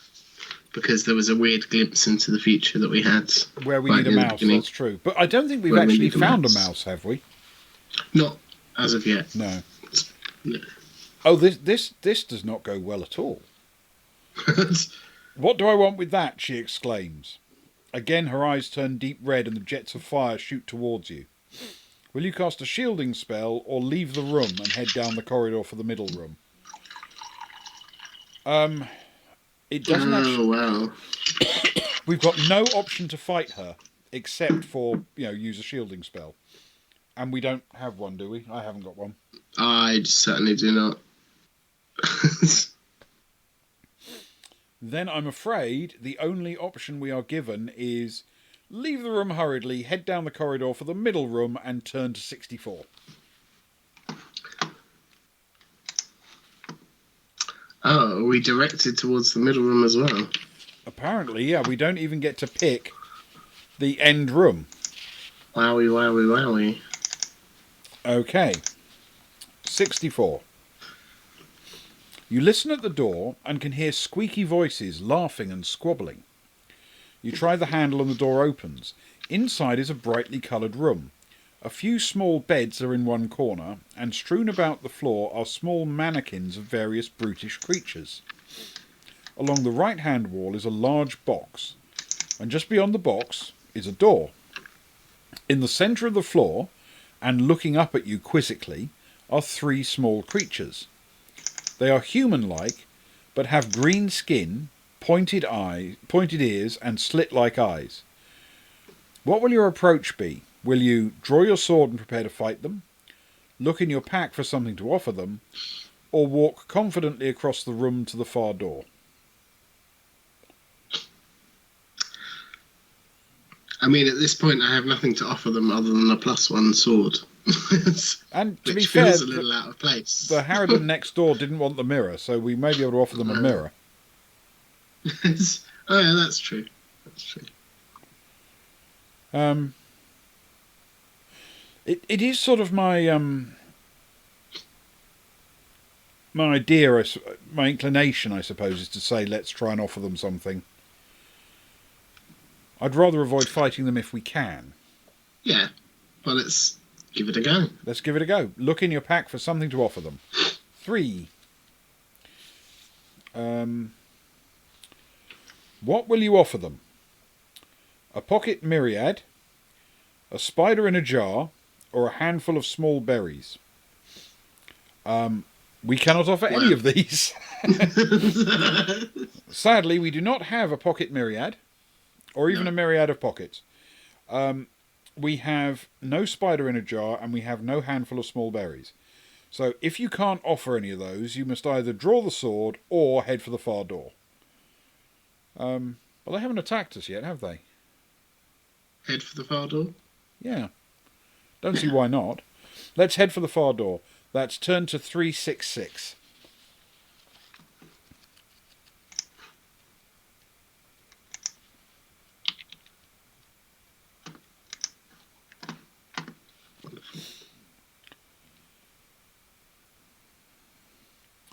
As you stride past them, the little creatures watch you silently. They seem merely to find you interesting. You feel that something is not quite right here. Turn to 140. I mean, we are very interesting people. We are. To be honest, I'm not surprised at all. You leave the room and head down a short corridor. Some metres down, you find yourself at the foot of a staircase. This is a spiral staircase, which leads right up into the Citadel Tower. You climb the stairs cautiously and eventually arrive on a small landing with 2 doorways in front of you. Will you take the left-hand door or the right-hand door? Oh, wait, what? It's a spiral staircase. Spiral staircase up. Yeah. And then up, once we climb up the stairs into the Citadel Tower, we can take left or right door.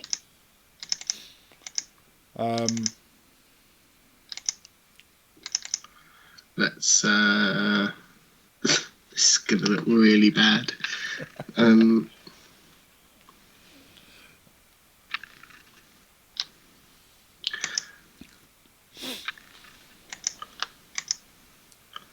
let's just go like this.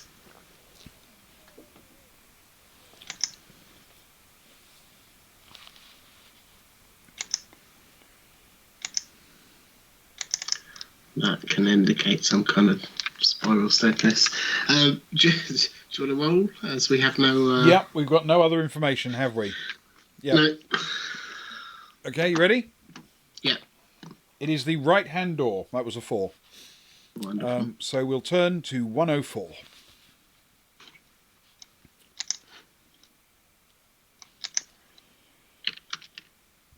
You try the handle and it turns. The door is stiff and you must shove it open. The room inside is some sort of living abode, with tables, chairs, shelves, and a collection of animal heads on the wall. Well, that's Nice. encouraging. Animal heads on the wall. There is a plush pile carpet on the floor. Suddenly, one of the animal heads turns and looks towards you. It is some kind of dog, and it barks loudly in a tone which is a warning, both to you and to any of its cronies which may be within earshot. As you watch the head, you do not notice a carpet which flies up off the floor and whisks past you, clipping your ear.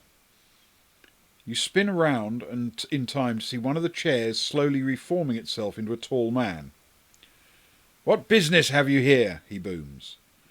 Will you try to talk with him, use a spell, search through the backpack for a weapon or gift, or leave the room quickly and try the other door?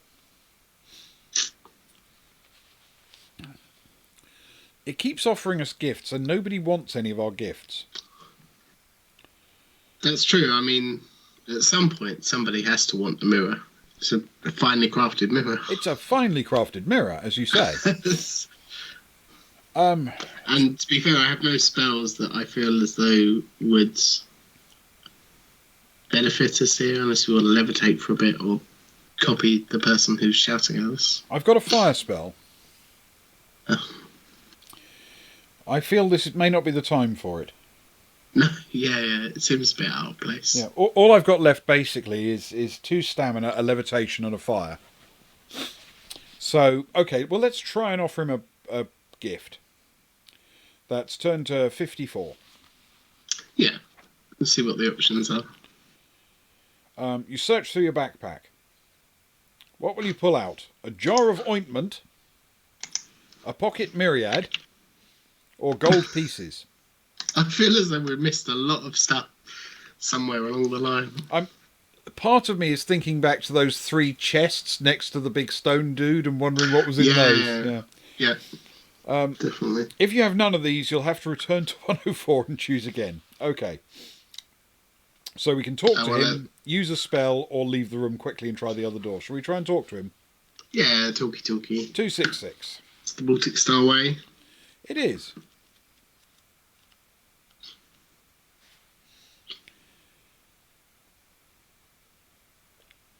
Oh, this is not good. He is not interested in your chat or your stories, and questions your authority to be there. Without warning, he turns into a snake, hissing at you, and slithers across the floor towards you. Meanwhile, the dog head on the wall has detached itself and is now floating through the air towards you.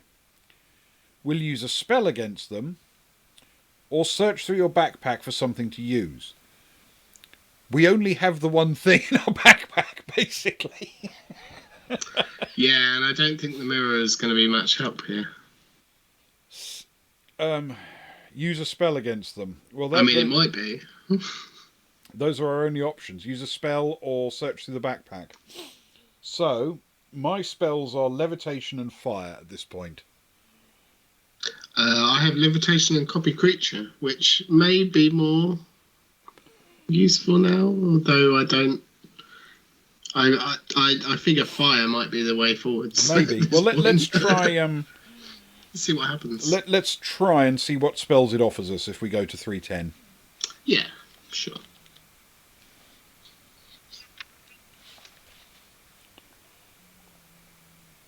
Will you use a creature copy spell, an illusion spell, or an ESP spell?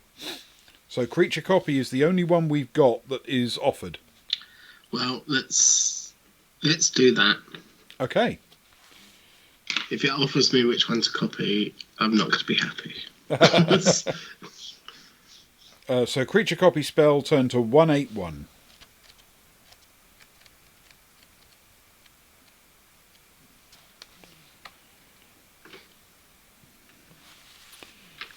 You cast the spell into the air. As you do so, the flying carpet sails past you, and to your consternation, a second identical carpet appears and begins to fly around the room. Suddenly the air is a whirl. The dog head flies off the wall and bites your arm savagely. Lose 2 stamina. Of course it does. Wonderful. Okay, 2 stamina. Yep. It's not bad. It could be worse. That arrow that did 5 in a single hit, that was brutal. Yeah, definitely. The man who has turned into a snake slithers up to you and lunges forwards, strikes at your leg. Test your luck. If you're lucky, the fangs merely graze you, lose another 2 stamina points. Oh, great. As if we're lucky. Luckily, my luck is at maximum luckness. Yeah, same here. And I rolled a 7, which is under my luck. Good. Which now goes down to 9, and I lose 2 stamina. So, lose 2 stamina. My God. And the luck. Good times. Yep. Lost a luck point, lost 2 stamina. Okay. So that we were lucky. If you're unlucky, its fangs sink deep within your calf and your leg begins to throb with pain, and if you, in a blinding flash, you realise that the bite is deadly. Mm. As the poison takes effect, your head swims with yada yada yada, you failed in your mission. Okay, that was where it would have ended. If you have survived, though fortunate you are not unscarred, you must either offer your opponents a gift or leave the room quickly by the other door. Well, let's leave the room Leave quickly. the room quickly. I think we've expended all other options. We've tried everything except running away. Yeah, definitely. This is so unlike us. Normally running away is right at the top of our list. Leave the room quickly by the other door. Turn to 25. Okay.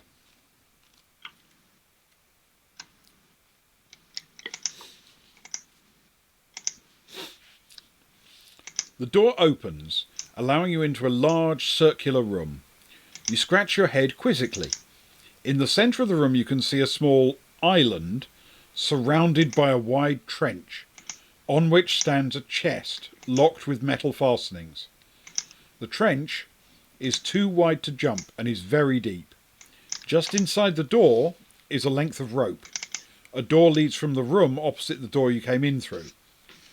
Will you ignore the box and walk around the trench to the other door, cast a strength spell and leap across the trench, or pick up the rope and formulate a plan? Maybe it's just me, but I feel that this is a situation where levitate is absolutely the ideal thing to do. Yeah, it sounds perfect. Yeah, except it doesn't offer you that. It's if when we do finally encounter a chasm too big to cross, we're supposed to cast a strength spell. Yeah, and it is in fact the very reason that I envisaged picking levitate was to hover across giant chasms in the Citadel. I do not have a strength spell, Ben. No, Alas. nor do I. I have essentially stamina, a levitation, and fire. That's it. Okay, so let's pick up the rope and formulate a plan, unless we just want to ignore the box altogether. I feel as though the box surely has something good in it. Let's form a plan. Let's formulate a plan. 239.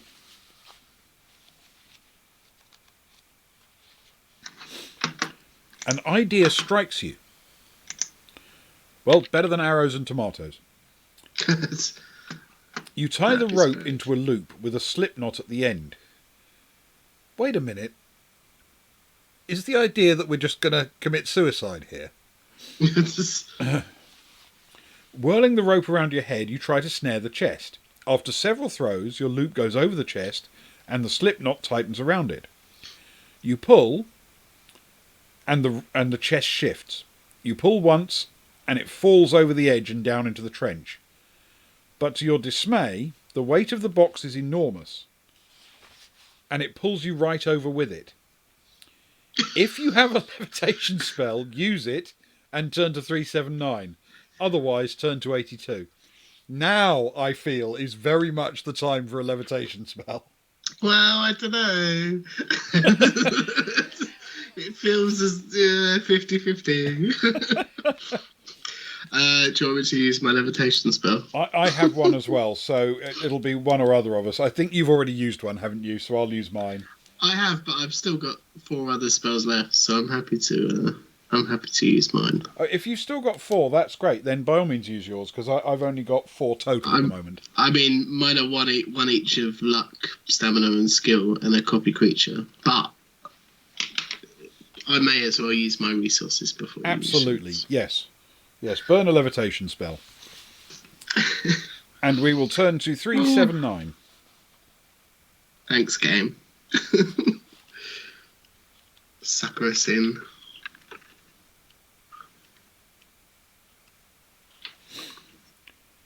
You release the rope and float into the air. Dropping back onto the ground on the rim of the trench, you curse at the fiendish trap that had been laid for greedy adventurers like yourself. You move on to the door opposite your entrance and try the handle. Turn to 206. Yes, to be fair, we weren't actually being greedy. We were just looking for Spider-Men in jars and things that we could offer people that they would actually like. Yeah, options that it had already given us. And potentially a mouse, which is key. You leave through the door and find yourself at the foot of another spiral staircase, leading up into the Black Tower. Climbing the stairs, you eventually come to a landing where a single door is the only way onwards. You try the door, it opens slowly. Turn to 182. Going up again. I feel as though this map will need some serious work. 182, Ben. 182. You feel yourself sucked into the room. As if by magic, your torch flickers and dies. The room is pitch black. From nowhere, yet everywhere, comes a mocking laugh which fills the room. "Foolish adventurer," says another voice, which changes its tone from high to low as it speaks. "Welcome to the home of the Ganges. Unfortunately, it will be the last room you will ever see. Ah, but of course you cannot see, can you? But we can see you, can't we, brothers?" And laughing voices come from all around you. Suddenly a ghostly white luminous face flies towards you. You recoil in horror, throwing yourself on the ground, and begin to feel very frightened. Lose 1 skill, 2 stamina, and 1 luck for your fear.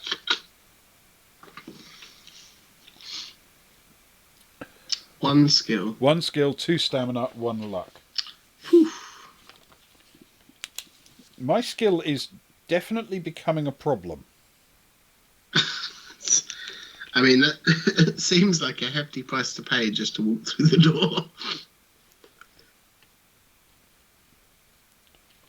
My luck's still pretty healthy, but my stamina is marching southwards at a fair old rate, and my skill is now 7.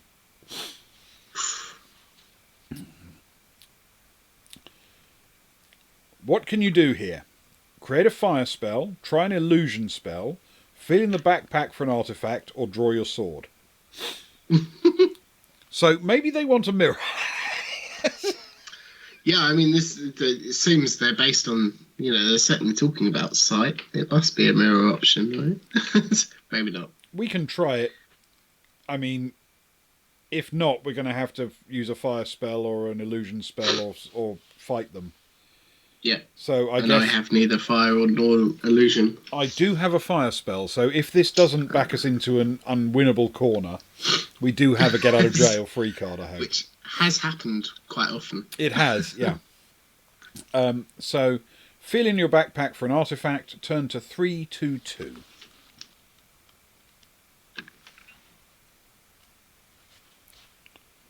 It is also what Sparrow suggests, and Sparrow has never led us wrong before. I trust them. 322. What will you pull from your backpack? A spider in a jar, a charmed amulet, or a jar of ointment?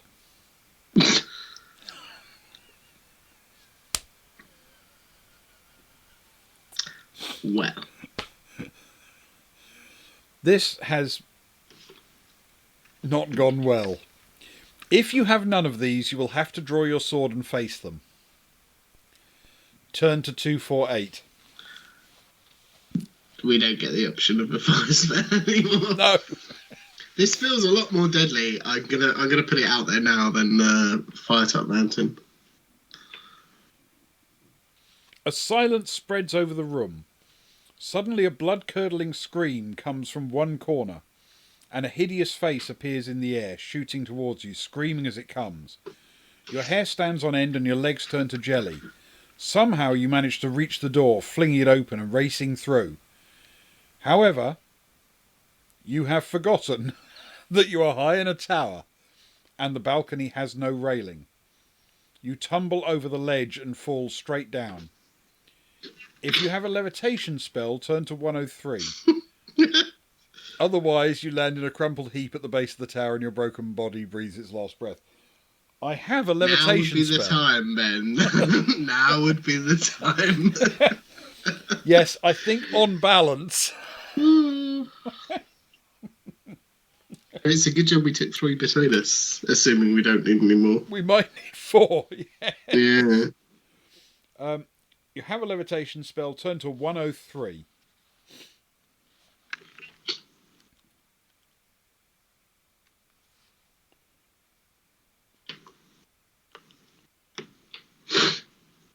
Oh, Mr. Jackson. You cast your spell, but nothing happens. You fall down and down from the tower, finally landing with a fatal crash on the floor below. The fearsome creatures have robbed you of your magic, and now of your life. Whoa. You have failed in your mission. I mean, to be fair, we didn't have any other choice, did we, apart from the fire spell at the very beginning? Which I'm beginning to think wouldn't have worked. May have just led us to our death anyway. Because it would have not worked, and wow. Yeah, much like the levitation spell. Woo! This is a much deadlier dungeon, as you say. It certainly feels a lot more lethal. Yeah. I mean, you understand we've now played 2 and failed 2, but Well, this one we actually died. Yeah, this one feels like a definite failure. The other one felt like, okay, we didn't make it out with all the treasure, but, we defeated the bad guy and we're still alive. We're heroes. This one feels like we're skeletons at the bottom of a dungeon, at the bottom of a pit in a citadel. I mean, they might need to award us some posthumous medals, of course, but I take little pleasure in that. Yeah, sure. Nothing to revel in. And I feel, worst of all, we have moved the centre of mockery from me mocking Luke for his cowardice in video games to him now mocking us for our incompetence with with fighting fantasy books. Yeah, I mean, to be fair, it's more of our incompetence with giving gifts to people in citadels. It felt as though there were a lot of options to, do you want to present this person with this? Yeah. Which we just hadn't come across. That's right. And And it's not Brutal. obvious how we would have come across them, because a lot of the things you had to do, they were they were sort of, once you'd picked your route, you were That was committed. it. You Yeah. know, once you'd gone through the copper handled door or whatever, there was never an option to go back and try the brass handled one. Yeah, and I think that was the big difference between the two books that we've gone through so far. Yeah. Definitely. Even there were options once we'd gone past 56 and we got to the crossroads. There was no option to go left or right at the crossroads. It was you go straight ahead and you find a door. Yes. And then there were many other options along the way with interactions within rooms where we made a choice. Even in that last room where we made a choice and it wasn't the fire spell option, and then we didn't have the option to go back and try the fire. You know, that was your only chance to try it, or it felt like your only chance to try it. I mean, I may be reading too much into this, but I'm guessing that actually what Steve Jackson decided to do was to come up with a book that would have more replay options. Because I'm guessing with Warlock, because of the way it was structured, once you'd played it through once, you could then say, okay, we didn't go right at such and such a junction, and we should have done, because left actually took us all the way to the finale. Yes, yeah. So you'd go right and do the other half of something, and then cover it up. This time, I think this is intended so you play it through, and then you realise, you know, you got certain bits done, but then you go, okay, next time we'll choose a different route here and a different route there. And because there were often 2 or 3 ways forward, and there's no sort of obvious way to pick between them, you just had to pick one. Yeah. I think you were supposed to play through it multiple times until you worked out the right sequence, almost by trial and error. Yeah, it feels a lot more like you, as you say, you have to play through the whole entire book. You know, I felt quite good about our last outing, and the fact that we didn't collect the treasure hoard, but we made it out alive. That doesn't feel like an option in this. This feels as though you have to go in several times, as you say, and explore the entire thing and find out from which room or which page number you get each item, and then make sure you've collected every single item, and then go forward and figure out who to give them to. Yes. Yeah, and other things, obviously. There was, probably a lot right more at to the it. beginning in that courtyard, there were, you know, do you want to march across the middle or creep round the edge or whatever? And yeah. we never even found what those sort of shadowy groups were right at the beginning. Yeah, or the other 2 potions. Indeed. You know, the potion that might have given us our only clue of the whole. Yes. Of the whole apart from the leprechaun with the 3 passages, the only clue as to what we may need going forward. And to be fair, what did the other 2 potions give us? They might have given us something more, something different. Who knows? Yeah, possibly. Yes. It feels. You are right. It feels as though there's a lot of replayability. I'm pretty sure that was deliberately done that way. And it was a very fun citadel to visit and to die in. It was indeed, and the tension and the threat of death was definitely there. Yes. I mean, it wasn't the only occasion I felt as though we were going to die in the last room. I kind of felt all along the way that at any point that would be it. Probably due to the arrow at the start of the game that knocked 5 stamina off us, like straight away like that. Was a very it set the tone quite well, I think. And then the leprechaun as well sort of played into that with the fangs hit you and you pass out and are we dead?